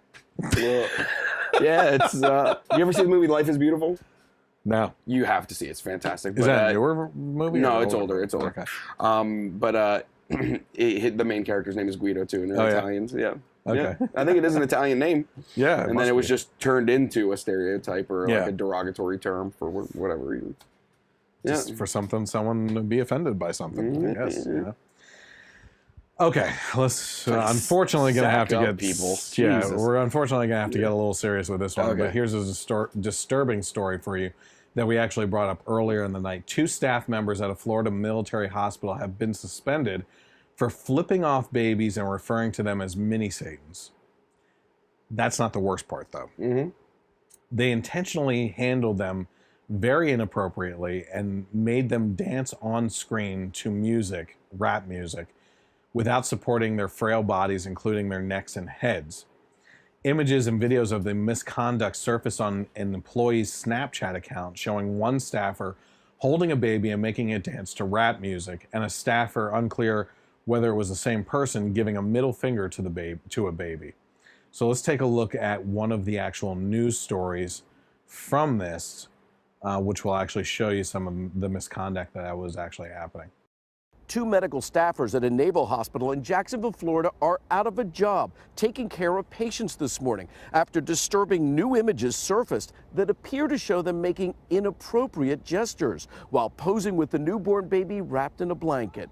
One photo shows a staffer giving the middle finger to the baby, along with a caption that reads, "How I currently feel about these mini Satans." A video posted on Snapchat shows a staffer holding the baby, making the newborn, just a few hours old, dance to rap music.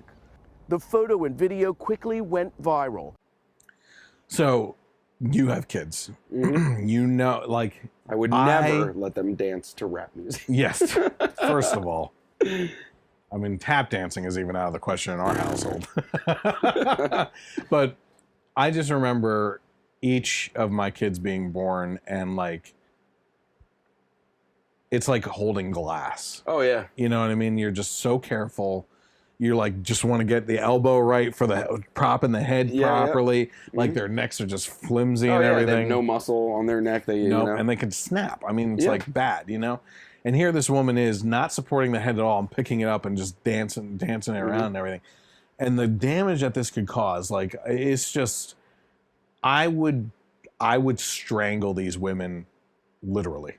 Mm-hmm. If I found out that those were my kids, the least of their problems would be losing their jobs. Being suspended, you know. Give me a freaking break. Yeah, that's pretty disgusting. The whole action of these 2 women was completely disgusting.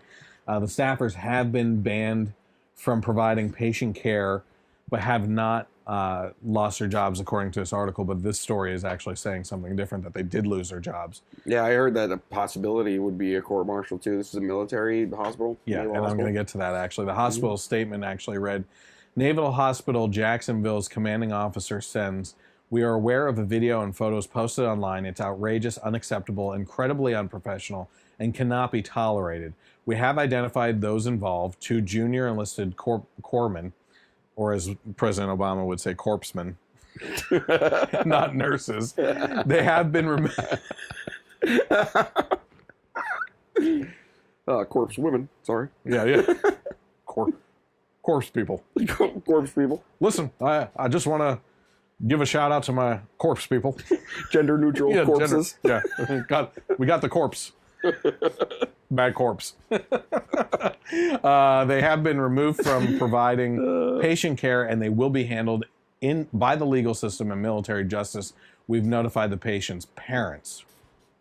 What was I just going to say about this? I did have something here. When I went to look up this video, there are videos out there that do not have the blur over these women's faces of who is doing it and their actual names out there. I'm not going to be the type of person that releases that type of information, because as much as I think that these women are absolute scum of the earth, that's not my responsibility, and they will be taken care of one way or the other. But according to military personnel that I've been listening to on this issue and everything, there's a couple possibilities on how this could actually go. Number one, there could be a civil suit that is brought against them, apparently, by either the spouse of the military person. It's really convoluted because apparently the person serving can't sue the hospital or these women because of being in the military and all that stuff, but the spouse of that person can. Okay. Also, a suit could be brought against them on behalf of these babies that were mistreated. Even though they can't speak for themselves, it could be brought on behalf of the parents through them. Right? The other possibility would be that the commander that oversees these two involved, whether they could either be court-martialed, thrown out, demoted, or possibly be given the absolute worst jobs as a form of torture and punishment, right? I happen to be hoping for all of the above. Right. I hope that they are like demoted, given the crappiest jobs possible, like to the point of like that they feel like they want to commit suicide. Honestly, I really do feel that way. Not letting them do it, and then like at the worst possible moment, kicking them out completely, and then getting them thrown in jail. I mean, that's the order I want it to happen. But this is absolute scum of the earth type stuff. I mean, how dumb can you be? Like, first off, you're doing something that's absolutely abhorrent and awful, Posting and it, you mean. to videotape, like, how stupid can you be to not think that any of this would get out? I mean, it's one thing to videotape it. It's another thing to videotape and just have it on your phone, but then to actually post it on a social media like Snapchat, like everything awful that comes to you, you just deserve it even more for the awful thing that you did and for being just as dumb as that was, you know what I mean? And not only that, these people should be... here's the thing. This is a generation that's coming up right now that is partly our generation too. Our generation is partially falling into this as well. But I think we're a little bit more aware than the generations before us and after us about the dangers of analog society versus digital society. Because we were in that switchover and everything. But this new generation that's coming up has only lived through the digital generation. And you're right. It's absolutely abhorrent and stupid that you would even take this video in the first place, but then that you would post it.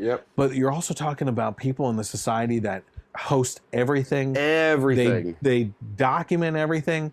And it's this this kick that they get of what's the dopamine that's released and everything, that they want a reaction, no matter what kind of reaction it is, they want that reaction on social media. And it's not until it's too late that they realize that they really screwed up. That in a case like this where you get national attention as being one of the worst people out there, that then you just got kicked in the wherever. Not assuming. But at that point, your life is ruined. Because what do you think is going to happen with these two? They're not going to get jobs. How old are they again? I think they're in their 20s. Maybe early, mid 20s. Again, I didn't write down the personal information of them at all. So I mean, I think that there's a good chance, and this might just be wishful thinking, or you got a good one? No, I'm just reading. Go ahead. This might just be wishful thinking, but I think there's a good chance that these girls probably are, more than kicking themselves. Like, how dumb was that? I feel awful. I wasn't thinking. Whatever. But their lives are just like, the lasting effects of this, especially with babies involved. Even if, they kind of come out a better person going through the experience. But, let's be honest, that's all you that can could only possibly get better happen. from here. Yeah, that's all that could possibly happen. But, it's just, the damage is done. So Austin commented here, the feed is killing me. I got a few hillbilly friends I'm going to send down there with some duct tape and 15 car antennas off some old Escorts. We're going to go old school and redneck rig this. I don't know what he's talking about. It's probably real choppy because your internet's not good. Well, yeah, absolutely. But what was the story? Yeah. What was the story? Oh, that's what it is. So he's going to come with antennas. Yeah. Well, hey, start a GoFundMe for me. Listen, and get me. Let's bring the set to my basement. 330 megs, baby. We would have no problem. I was even thinking, as far as posting to YouTube, if you can somehow get me the file, I'll upload it.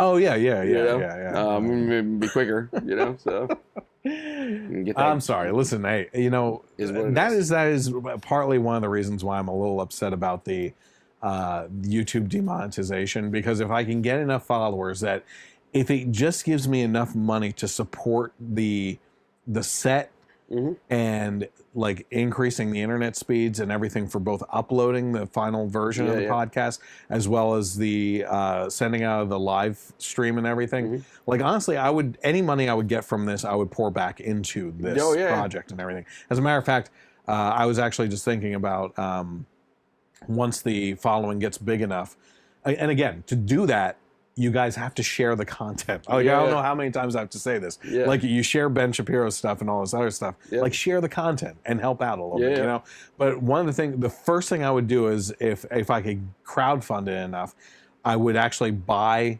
like a big shed and redo the whole interior out and just build a whole new set in there, soundproof the walls and everything. And then get better internet.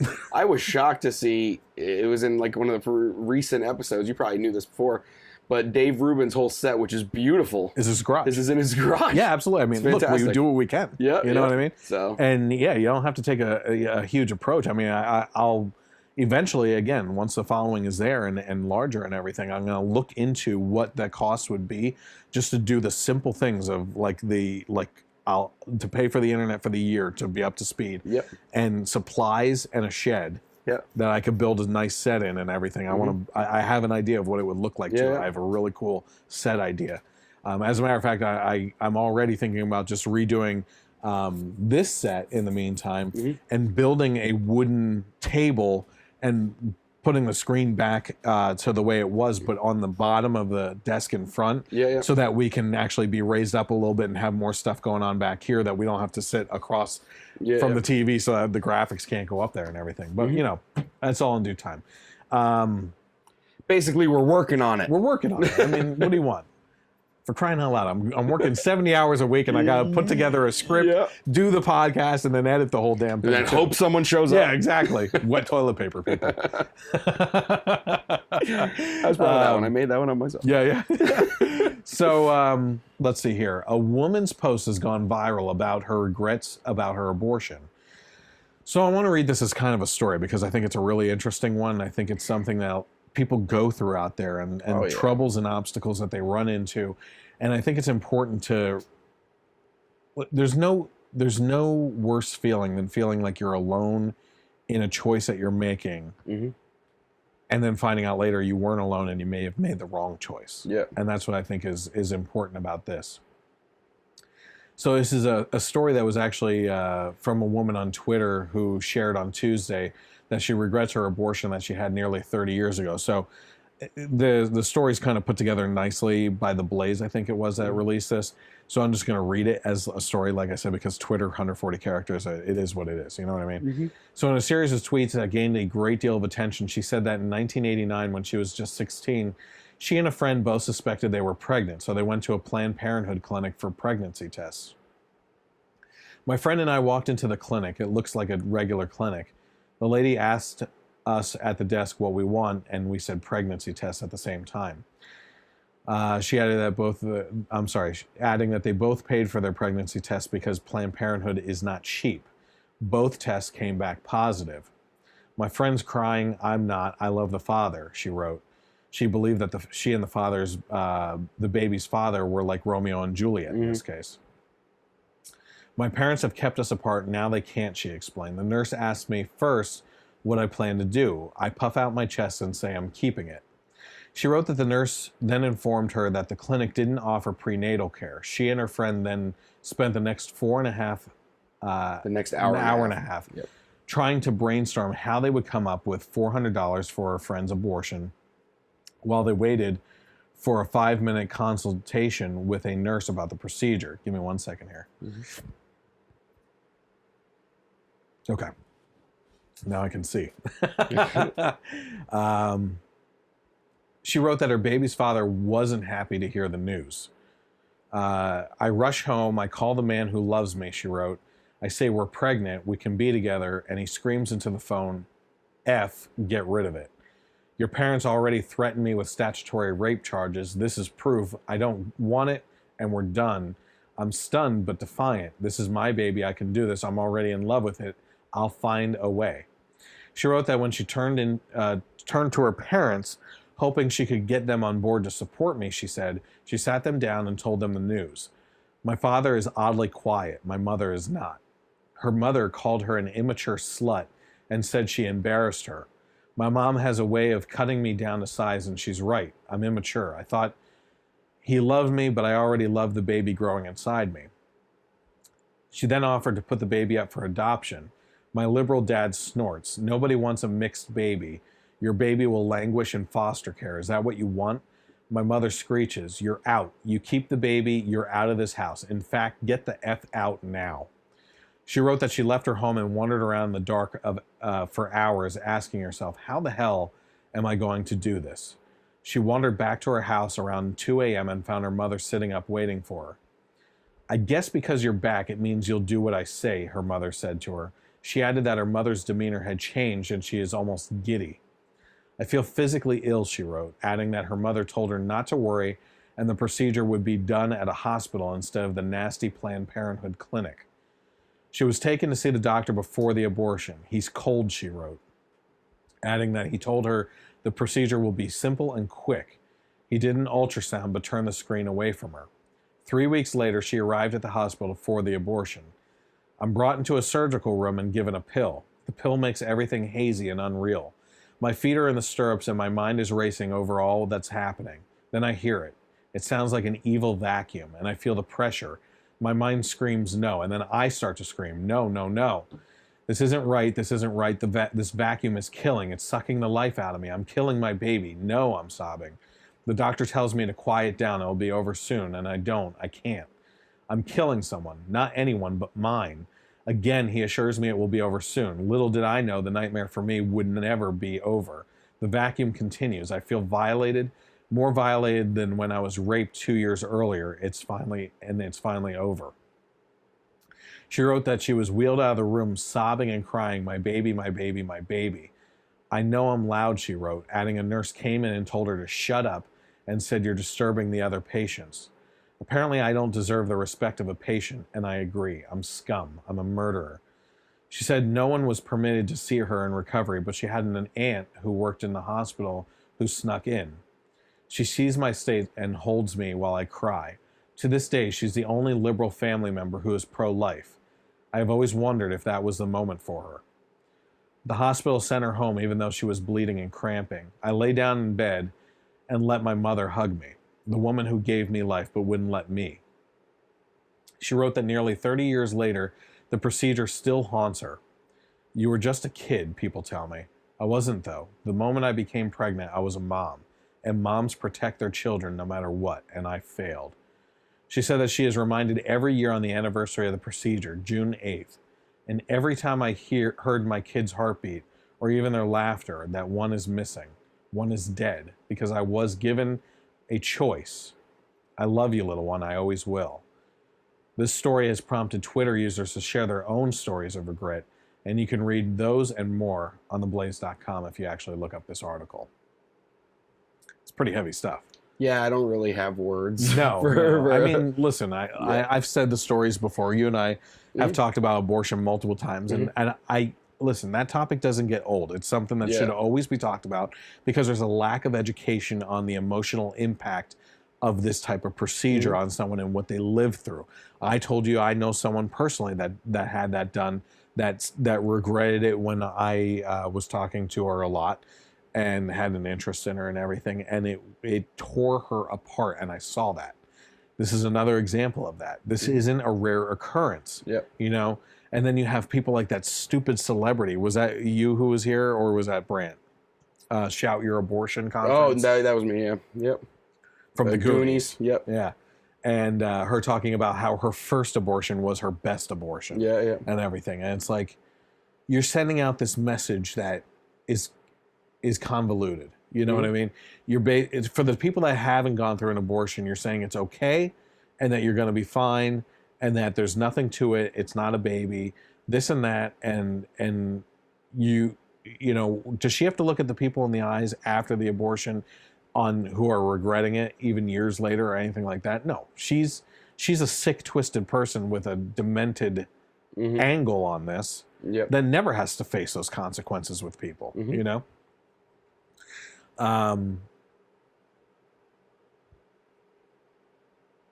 It's just, I'll keep on talking about abortion until I'm blue in the face, and if people tell me to stop doing it, I'm going to keep doing it. That's all there is to it, because I think it's that important. You're killing a life, an innocent life.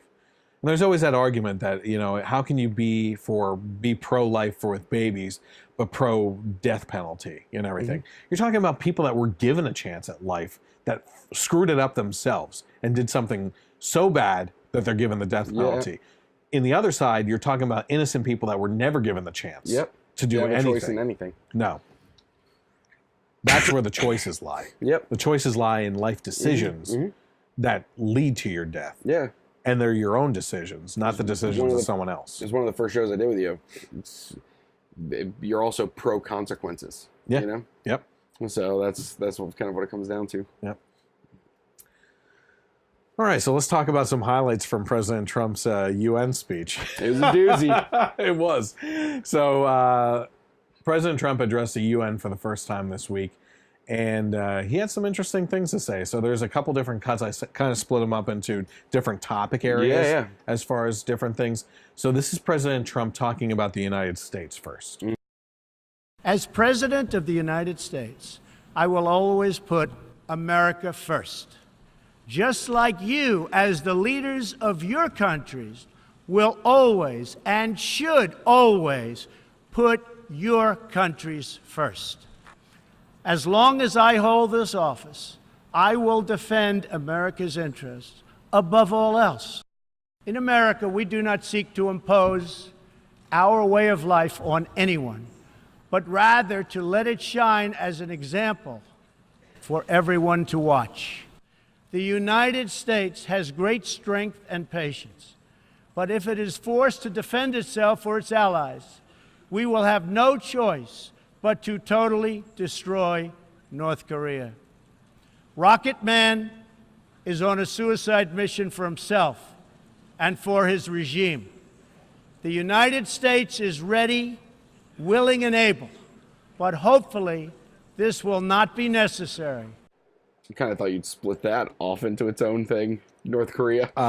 Yeah, it gets a little convoluted. I think the next one is actually one thing about North Korea and then a lot about the Middle East. But, I mean, what is wrong with that, view of, you're putting your country first? No, because other countries do that, and they should. Just like you said. I think the UN is villainized. He's villainized for even just saying that he will always have the country's interests put first. Oh, you're anti-globalism, whatever the hell. I'm going to prove that wrong with one of his later statements. I think the UN should be dissolved. I believe in strong allied relationships, but I don't believe in organized allied relationships. That forcing everybody to hold hands. Yeah, exactly. I think the UN has done a lot of harm around the world, and not many people want to talk about that. UN camps that are set up for refugees are worse than some of the situations that they come from. They're trying to leave, and there's a lot of nasty stuff that goes on. I'll just put it that way, okay? And UN personnel are not held to the same laws of the countries that they come from or the laws of the countries that they're in or international law either, and get away with some really nasty stuff sometimes on how they treat people in those other countries. I think the UN should be dissolved with the IRS, with the Department of Education, and a couple other departments too. Way too many departments. Let's narrow it down. Okay, so that was him talking about America. I agree with you. I want to go back to that just real quickly. America first. That's your job. You're there for the American people. You're not there for the world. You're there. That's a secondary job, is how do we integrate as a U.S. society into the world and work with people. Yep. But it is not your priority as president. Yeah. And I was just saying, go ahead. We didn't vote. We didn't elect Trump or Obama or Clinton or Bush, to make other countries better at the expense of us. Yeah.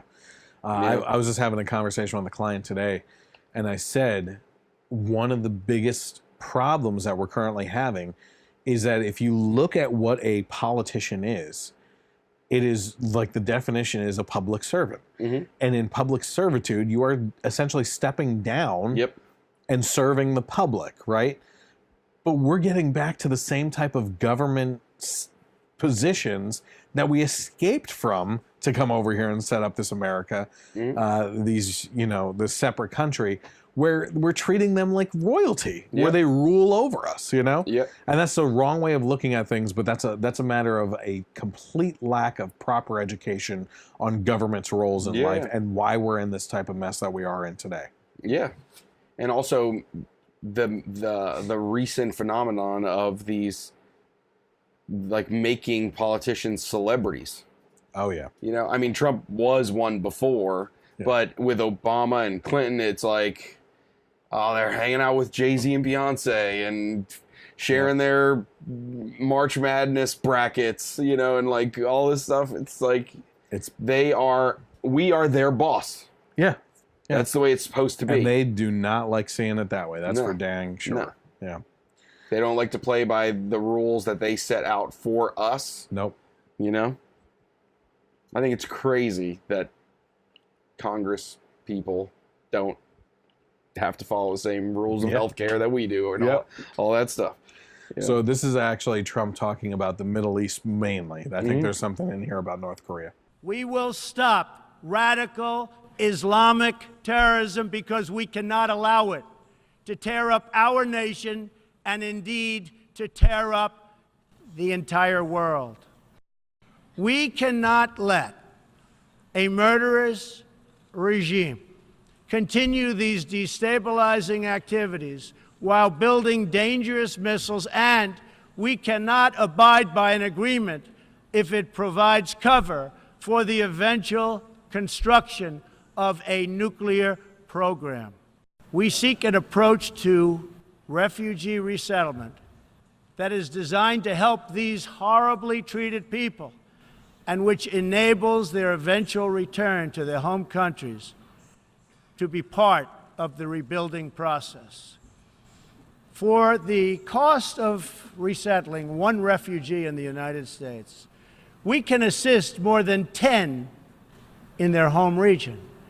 Out of the goodness of our hearts, we offer financial assistance to hosting countries in the region, and we support recent agreements of the G20 nations that will seek to host refugees as close to their home countries as possible. This is the safe, responsible, and humanitarian approach. The Iran deal was one of the worst and most one-sided transactions the United States has ever entered into. Frankly, that deal is an embarrassment to the United States, and I don't think you've heard the last of it. Believe me. Believe me. I saw a video where then it cut to like the Iran diplomat or something. Really? He's just sitting there yeah, it's pretty funny. Yeah, we're gonna get to Venezuela. What he said. Oh, it was Venezuela. the Venezuela one. Yeah, they cut to the Venezuela. Yeah, they do. Yes, they do. So one main point I wanted to bring up about this was he's talking about this refugee situation and everything.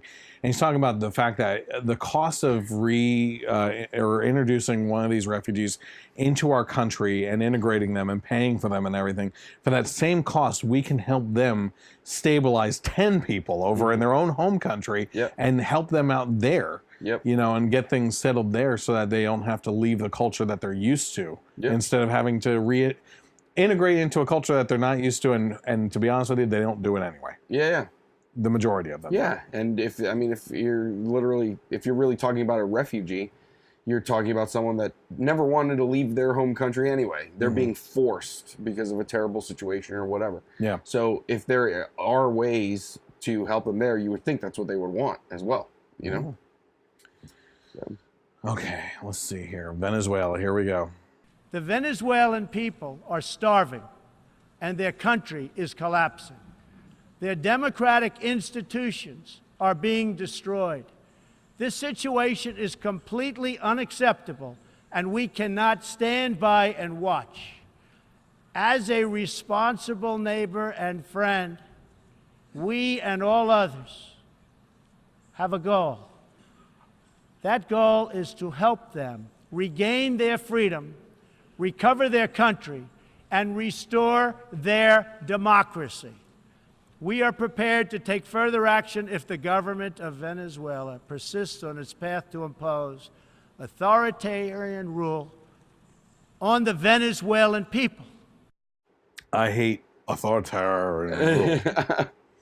To be honest with you, I mean, he's bringing up some good points that the people just aren't aware of what's going on down there. Oh, yeah. It's horrible. There was a clip about Venezuela that I thought was the best thing he said. Mic check. What? Mic check. Is it not working? What does socialism look like? This is what socialism looks like.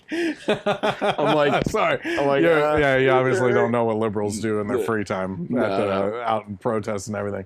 I mean, it's so bad. I mean, this is what Bernie fights for. Yeah. And this is what the people that follow him fight for, is the Venezuelan example. Yeah. But once this stuff starts happening, it's dead silence in the media on it, right? Yeah. And they don't talk about it anymore. And what's happening down there, I think we brought it up in the last podcast or one of the previous ones, is that the zoos are shut down.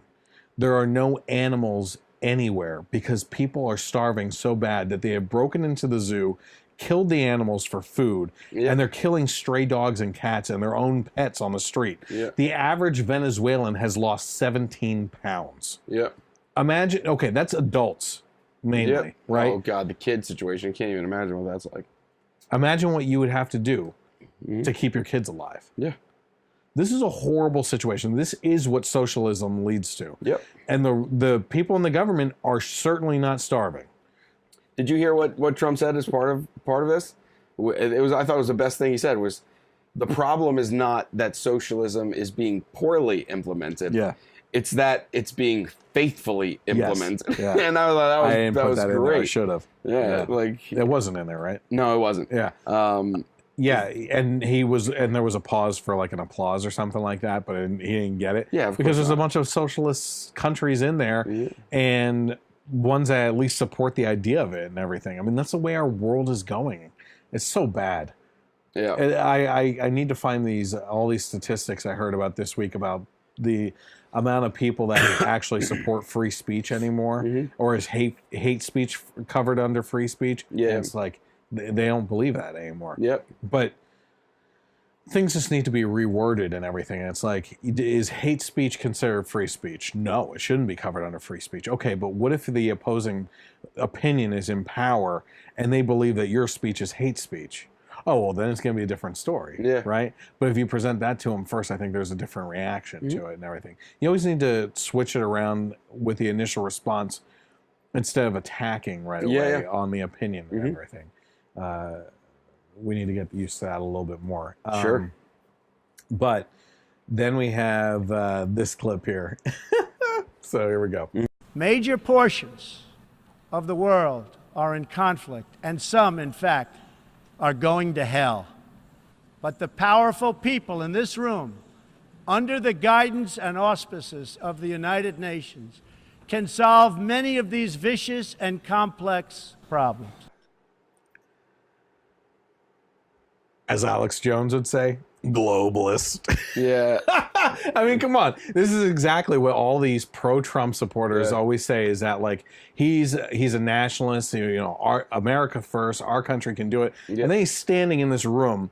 We have all these powerful people here that can make a difference in the world, and we can solve all these problems together and everything. Yeah. That is a globalist mentality. Yeah, Are you kidding me? Yeah. I think that there might be a chance that It's more like he's just trying to rebutter them up a little bit after like pissing everyone off for I don't give him credit anymore. Yeah. I mean, look, he says some great things. He does some great things. But the fact of the matter is that we don't, everything that we get excited about, he backtracks on. Mm-hmm. He wasn't in the Paris Accord. He jumped out of the Paris Accord. Now he's back in it. See, I heard that was fake news. I heard that there was like I'm not sure, but I had heard that because I looked into that a little bit, and then I heard there was like some international like website or whatever was saying that we were back in, but we really weren't. I don't know. Like Trump actually came out and was like, we're not, but I don't know. I don't know what the facts are. We're actually going to talk about it after we talk about Hillary Clinton and her response. So before I do that, I just want to say that typically I would try to play a video clip of her on Colbert, but every Colbert clip that I've put into the podcast in the past, the monetization of that whole podcast we're talking about a 2-minute clip here and there, right? Yeah. As opposed to the 3 hours, Mm-hmm. I have to split the monetization with CBS for a 2-minute clip out of 3 hours. Now that you've been demonetized, though, how does that work? You're not getting anything, so is there anything to split? No, but at the same time, I don't want to give him the type of attention at all anymore. So what I did instead is I actually have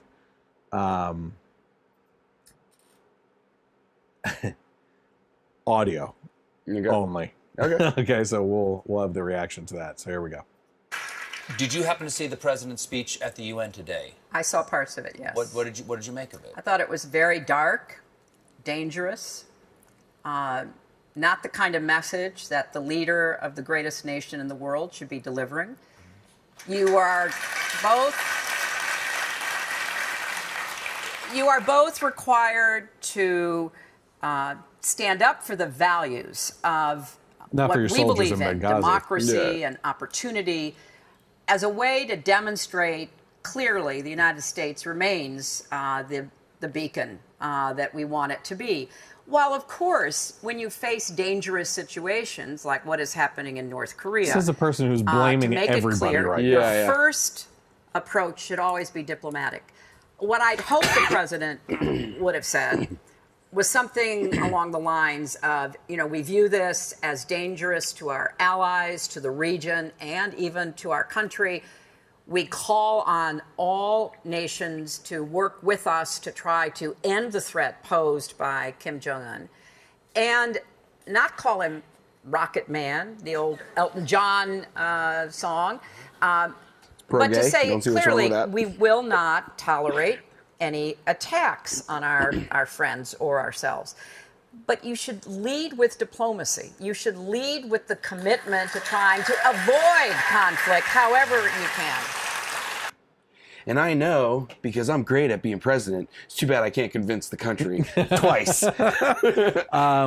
There's something very important here that she did say that didn't say, okay, but did say. Yeah. Do you follow? Are you tracking? She's talking about how we need to approach Kim Jong-un and his regime in a diplomatic way, right? Mm-hmm. The reason why we're in the position that we're in today is because of the failings of her husband's administration and multiple other administrations between then and now, and also before her husband, on the diplomatic approach not working with this family lineage here. These are crazy people. I don't think they're crazy. They're evil. Evil people. I mean, I think that if you, without any proof, I mean, this is his father now, but if you put out, you want your state-run news to put out there that you've set the world record in golf with no proof, with like 8 holes in one, you're crazy. No, he scored a perfect 18, right? Oh, no, it was like a 36 or something like that. Man. Yeah. What a loser. Yeah, I know, right? Yeah. You're okay, you're partially crazy. Yeah, mostly evil, partially crazy. So, yeah, I mean, diplomacy, I mean, since Team America World Police, these people have been like the villain of the world, and we've been doing diplomacy forever, and now we're at the point where by letting the diplomacy go. Meanwhile, they're building rockets that can cross the literally ocean. shooting these things over Japan. Sirens are going off in Japan to warn people to get into shelter because of these things flying over other countries. This regime does not care about diplomacy at all. It's foolhardy to believe otherwise. Yeah. I mean you're talking about someone who controls all of the news, all of everything in their country, you know? Don't expose their people to anything that they don't see fit. Yeah. You know, I mean, what are they gonna go talk about? Yeah. I mean, the only one who wants to talk to is Dennis Rodman. Yeah. Like, that's what are you gonna send Dennis Rodman over there? And what did you say? It was you, about the this is basically middle school dating. Yeah. Yeah. Oh yeah, we're gonna go do some karaoke and ride we're on gonna ride on horsebacks, you know, maybe some mini golf. It'll be great, you know. And then we'll wait for mom to pick us up afterwards. Hillary Clinton. Yeah. But here we are. We're listening to Hillary Clinton basically play, like I said in the intro to this podcast tonight, she's playing Monday morning quarterback. Yeah. Like, well, if I was president, the type of speech I would have delivered. Yeah, well, you already heard the news cycle of everyone that has been so far up your rear end for the past 2 years while you're running on what was wrong with his speech and the way that probably you or the left would have approached it. You were coached anyway by the media on what you should have said, on what they wanted, the media wanted to hear from you, you know? It's ridiculous. What was dark? His speech was dark. What was dark? Probably about annihilating North Korea.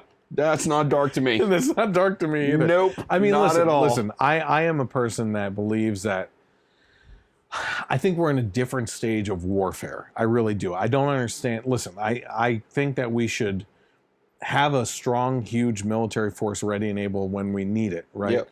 But I think that we should be focusing more on specialized small teams and units that like can parachute in undetected and just take out this bastard. Yeah. And get out of there, that their people don't get hurt. Yeah, that's true. You know what I mean? We don't want to turn all of North Korea into a parking lot and kill all the innocent people there. Yeah. You know? I mean, you can see their concentration camps from Google satellite. Mm-hmm. That's how bad that is. Yeah. It's just horrible. Mm-hmm. I fully support. I mean, we're talking about a guy that killed his own brother because of a possible regime changeover to him inheritance. Yeah. He poisoned him.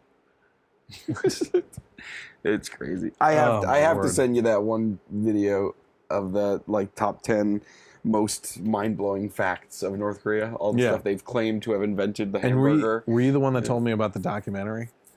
With Dennis Rodman. Yeah, Dennis Rodman going over there. Was it? I thought you told me about a documentary on no, it wasn't you. It was someone else. I got to find that one out. So now we've shown some praise for Trump. Let's go into his latest lean toward showing his true Democrat colors with his latest move to enter back into the Paris climate deal. So according to the resurgent Trump administration, officials said Saturday the U.S. wouldn't pull out of the Paris Agreement, offering to re-engage in the international deal to fight climate change, according to the European Union's top energy official. Abandoning the campaign promise seemingly fulfilled in the early days of the administration when they announced impending U.S. renegotiation of the Paris climate scheme, the Trump administration now says it will merely review its terms. Additionally, Trump has been talking regularly about increasing the tax burden on the wealthy in his upcoming tax reform proposal, something that adheres to liberal economic orthodoxy, traditionally rejected by Republicans and conservatives. Peter Heck wrote in this piece, to date, Donald Trump has delivered on virtually none of his campaign promises to conservatives and Tea Party Americans besides his appointment of Supreme Court Justice Neil Gorsuch, which thank God he did that. Yeah, because that was, I mean, for you and that me, was it was the number one him. thing. Like, it's because that's a lifetime, you know? So we always got that, no matter what. We got that. Still, despite the increasing betrayals, the president continues to command support of many Republicans who appear willing to shift leftward on policy to defend him. Absolutely. This is what I was talking about last week about these people who just will come up with excuse after excuse after excuse. Like, I'm honestly thinking that it's going to get to the point where he does so many things for the left and on the left that there's a possibility, okay, that, and I know I sound like a Burger King drive-thru teenager there. There's a possibility. Welcome to the drive-thru. Can I take your order? There's a possibility. Not a strong one, maybe. But if it happens, damn will I be prophesized on this one. Yeah. Right? That he's so sick of working with the Republicans because they're not doing anything with him. But Nancy Pelosi and Chuck Schumer are working with him and making deals and everything, right? We haven't seen any of those deals come to fruition, but they are talking. But there's a possibility, I believe, in the 2020 election that he goes, I cannot work with the Republicans. They're not getting anything done. I am getting things done. I'm doing the hand with the Democrats. I am switching party to the Democrats, and I'm running as a Democrat. And his people go, yes, we are Democrats now too. Like, it could get that bad where they just completely abandon their principles and start voting Democrat just because this guy does it, because they allow him to get away with so much and give so many excuses for this guy, just like Obama's supporters did for him too. No matter what these guys do, their supporters follow lockstep with them. Yep. And it drives me insane because I'm not that type of person. I call him out when he needs to be called out, and I criticize him when he needs to be criticized. Yep. Or I'm sorry, and I support him when he does something right. Sure. Yeah, I mean, you have to follow your principles, not a person. You know. Yep. So. Yep. The White House issued a clarification on this article and denied the Wall Street Journal report, saying that nothing has changed in the administration's positioning, adding the United States is withdrawing unless we can re-enter on terms that are more favorable to our country. And that's what he originally said, right? Yeah. Here's the thing. It's all about a deal with Trump, right? So I'm not surprised about this issuance of a denial of this thing. But again, they're not exactly saying that they are or aren't pulling out of the Paris Climate Accord. It's just that they want to do some swinging of some deals on this. Yeah, and but what so I'm, it's not what I'm right, but is, it's not wrong either. Yeah, but what I'm saying is, originally, I'm pretty sure that's what he said. We're withdrawing unless we can work something out where it's much more favorable, where the U.S. isn't putting up the financial burden of this whole thing for everyone else. You know, so I don't think it's fair to say, oh, he said he was going to leave, and now he's saying that he's going to go back in. So, but I guess it'll ultimately we'll be able to judge the decision ultimately when something actually does happen. You know what I mean? Yep. So I said the wall, amnesty, the Paris Climate Accord, working with Pelosi and Schumer, not being harder on repealing Obamacare. It gets harder and harder for these Trump enthusiasts to come up with excuse after excuse and trying to theorize how this is all somehow part of a master plan, when that plan seems to look more and more like a continuation of Obama's legacy with some more patriotic rhetoric mixed in. At least he's calling them radical Islamic terrorists by name. not workplace violence. Yeah. Of course, none of these stories mean a damn thing because the world is going to end again this Saturday. Oh, man. So citing biblical scripture, Christian numerologist David Meade is predicting the end of the world on September 23rd, when so-called Planet X will collide with Earth. Now, this article is a little wrong because I heard an interview with him today, and it's pretty interesting, actually. He was on Glenn Beck. Sorry, I'm stretching my legs. So in this article, it says, according to Meade, the recent solar eclipse and hurricanes in the United States, Harvey and Irma, are warning signs of the nearing apocalypse. He cites Luke 21, 25, and 26. 25 says, there will be signs in the sun, moon, and stars. On the earth, nations will be in anguish and perplexity at the roaring and tossing of the sea. People will faint from terror, apprehensive of what is coming on the world, for the heavenly bodies will be shaken. Number 26 of Luke, was it? Yeah. Says, men's hearts failing them for fear, and for looking after those things which are coming on the earth, for the powers of heaven shall be shaken.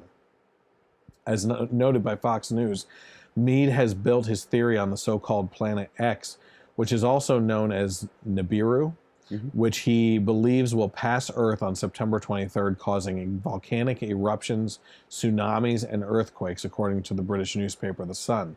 For a certain branch of evangelical Christianity, Revelation 12, 1-2 describes the beginning of what is known as a rapture and the second coming of Christ.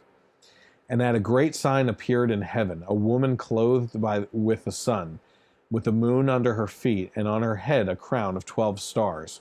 She was pregnant and was crying out in birth pains and the agony of giving birth. In the passage, the woman is Virgo. On September 23rd, both the sun and the moon will be in Virgo, as will the planet Jupiter. However, this occurrence happens naturally once every 12 years. There is also a rare alignment known as the Lion of the Tribe of Judah, which the conspiracy theorists are hanging their hats on, notes Fox. So, listening to this guy's interview, what's interesting is they're right. This alignment does occur with the moon and Jupiter and the sun and everything. But what doesn't happen is there's only like 9 stars around the crown. Yep. And there happens to be 3 planets that line up that look like what the hell is above my head? Look up on top there. Where? There's a mouse up there. Oh, nice. And it climbed right up that cement wall. These 3 planets will look like stars in that same constellation to make up the 12 stars. Oh, okay. Now, have you ever read Revelation? No. Awesome to read because a lot of people think it's really hard to understand. For some reason, for me, it seems like easy to follow along with what he's saying. I don't know, but yeah, basically John is given these visions of what heaven will look like, and all this stuff, and all that happens around it. And if you're writing from that point of view of this vision, and you don't know about constellations and planets and everything else, and you see these planets kind of lined up with the stars from far away, you might just take it as stars. Yeah, right? Yeah, sure. I'm not going along with this guy's theory here. Yeah. But what he did say is that the media has it all wrong, and that it's not the end of the world on Saturday. But what actually is happening is it's the last sign that John says in regards to everything that is supposed to line up with the coming tribulation in Jerusalem that happens over the course of 7 years, which if you read about that in Revelation is nightmarish. Yep. I mean, that's when the trumpets start sounding from heaven. Jesus, the 4 horsemen, like Jesus coming back as a lion, not the lamb. You have mountains cowering in fear and crumbling. Like, I mean, just the visuals of just like crazy stuff happening, you know? Where was I going with this? But he's saying, so it's a start of a tribulation period of 7 years in Jerusalem. So, like I said to my friend, we'll reconvene in 2024 and see what happens by then. Because, it could be nightmarish if that was actually the fact. But at the same time, I kind of wrote down here Matthew 24:36. But about that day or hour, no one knows, not even the angels in heaven nor the Son, but only the Father. So you may be able to take a little bit of comfort in your life knowing that. Yeah, right. That a numerologist isn't going to be the one that predicts the end of the world. Yeah. Know?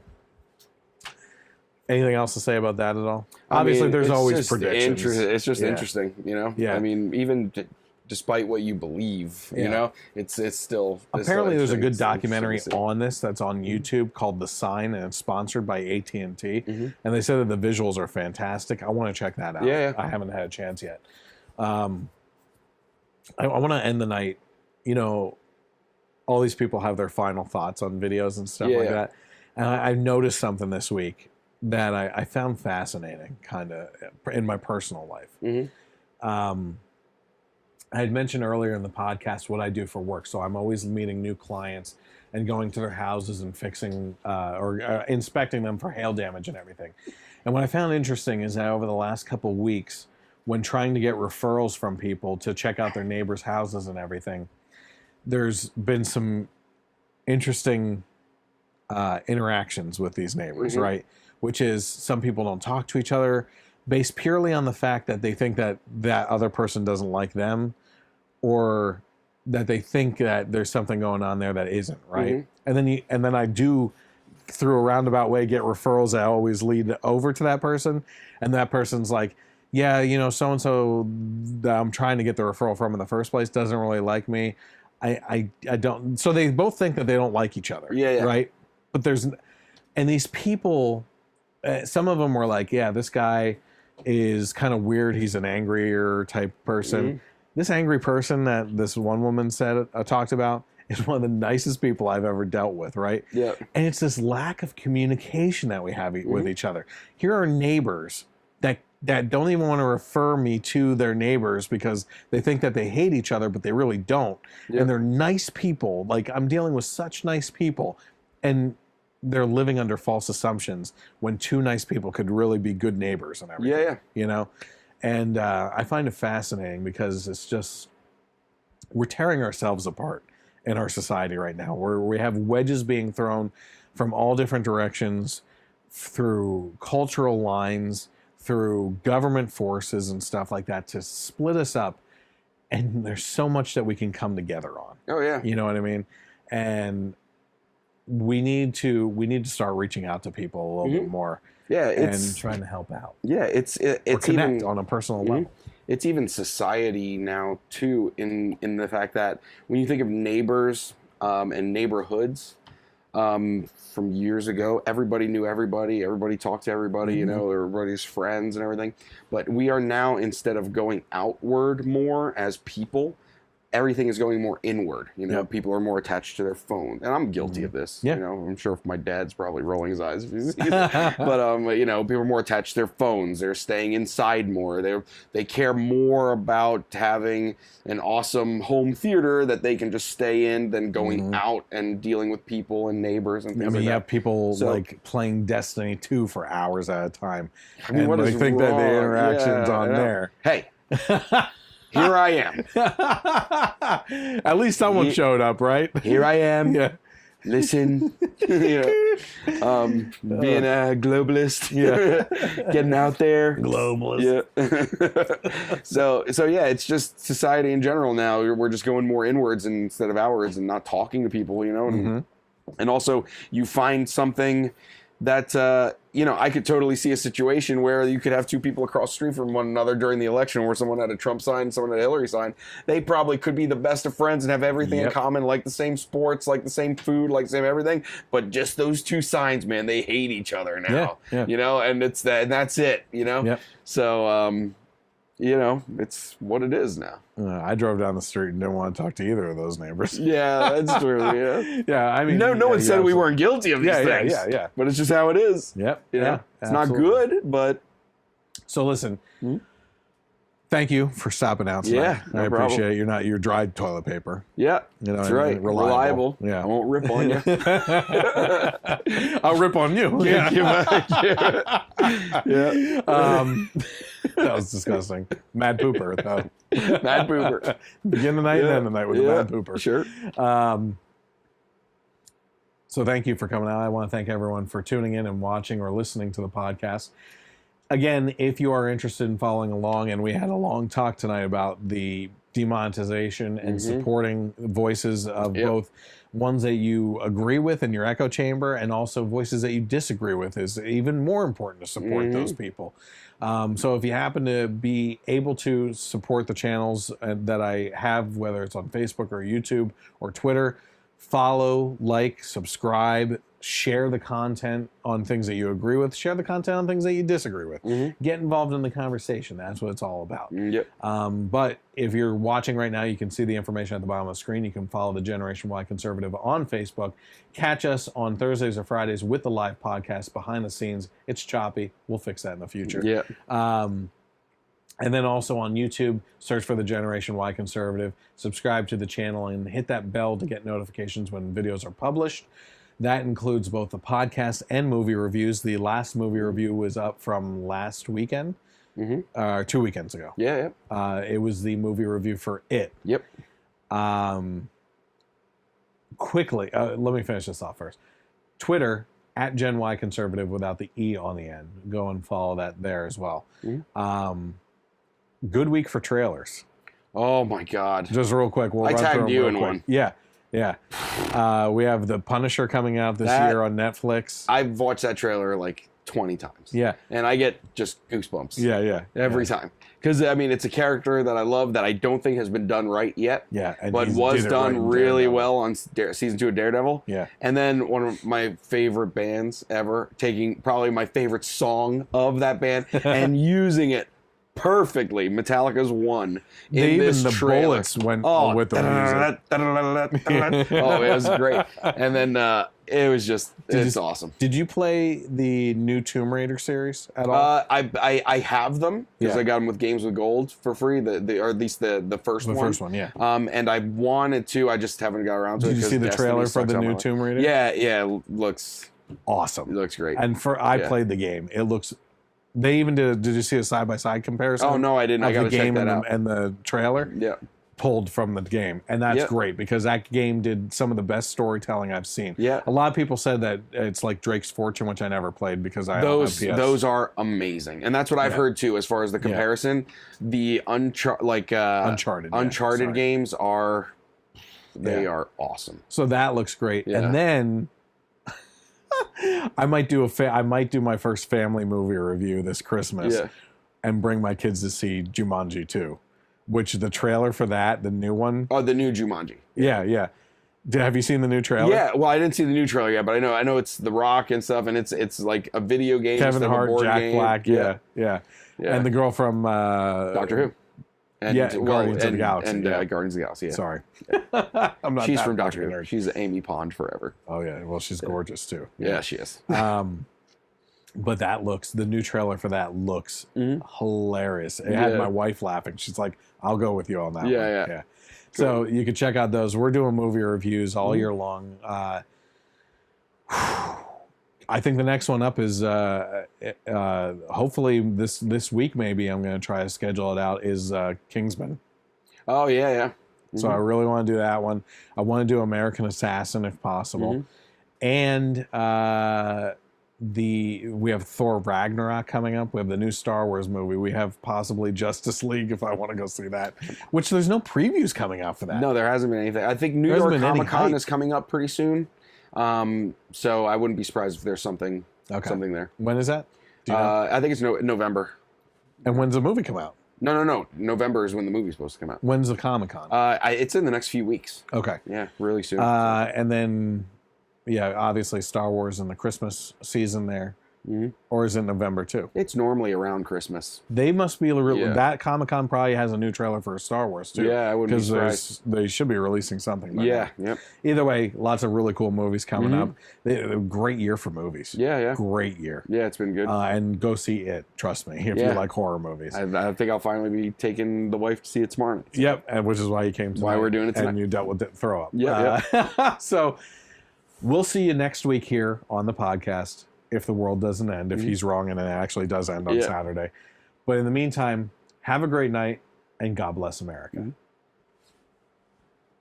Hi everyone, I want to thank you for watching this video. If you're interested in more content from the Generation Y Conservative, you can click on the most recent over here. Also, I encourage you to click on the subscribe button down here and let your friends know by sharing this channel.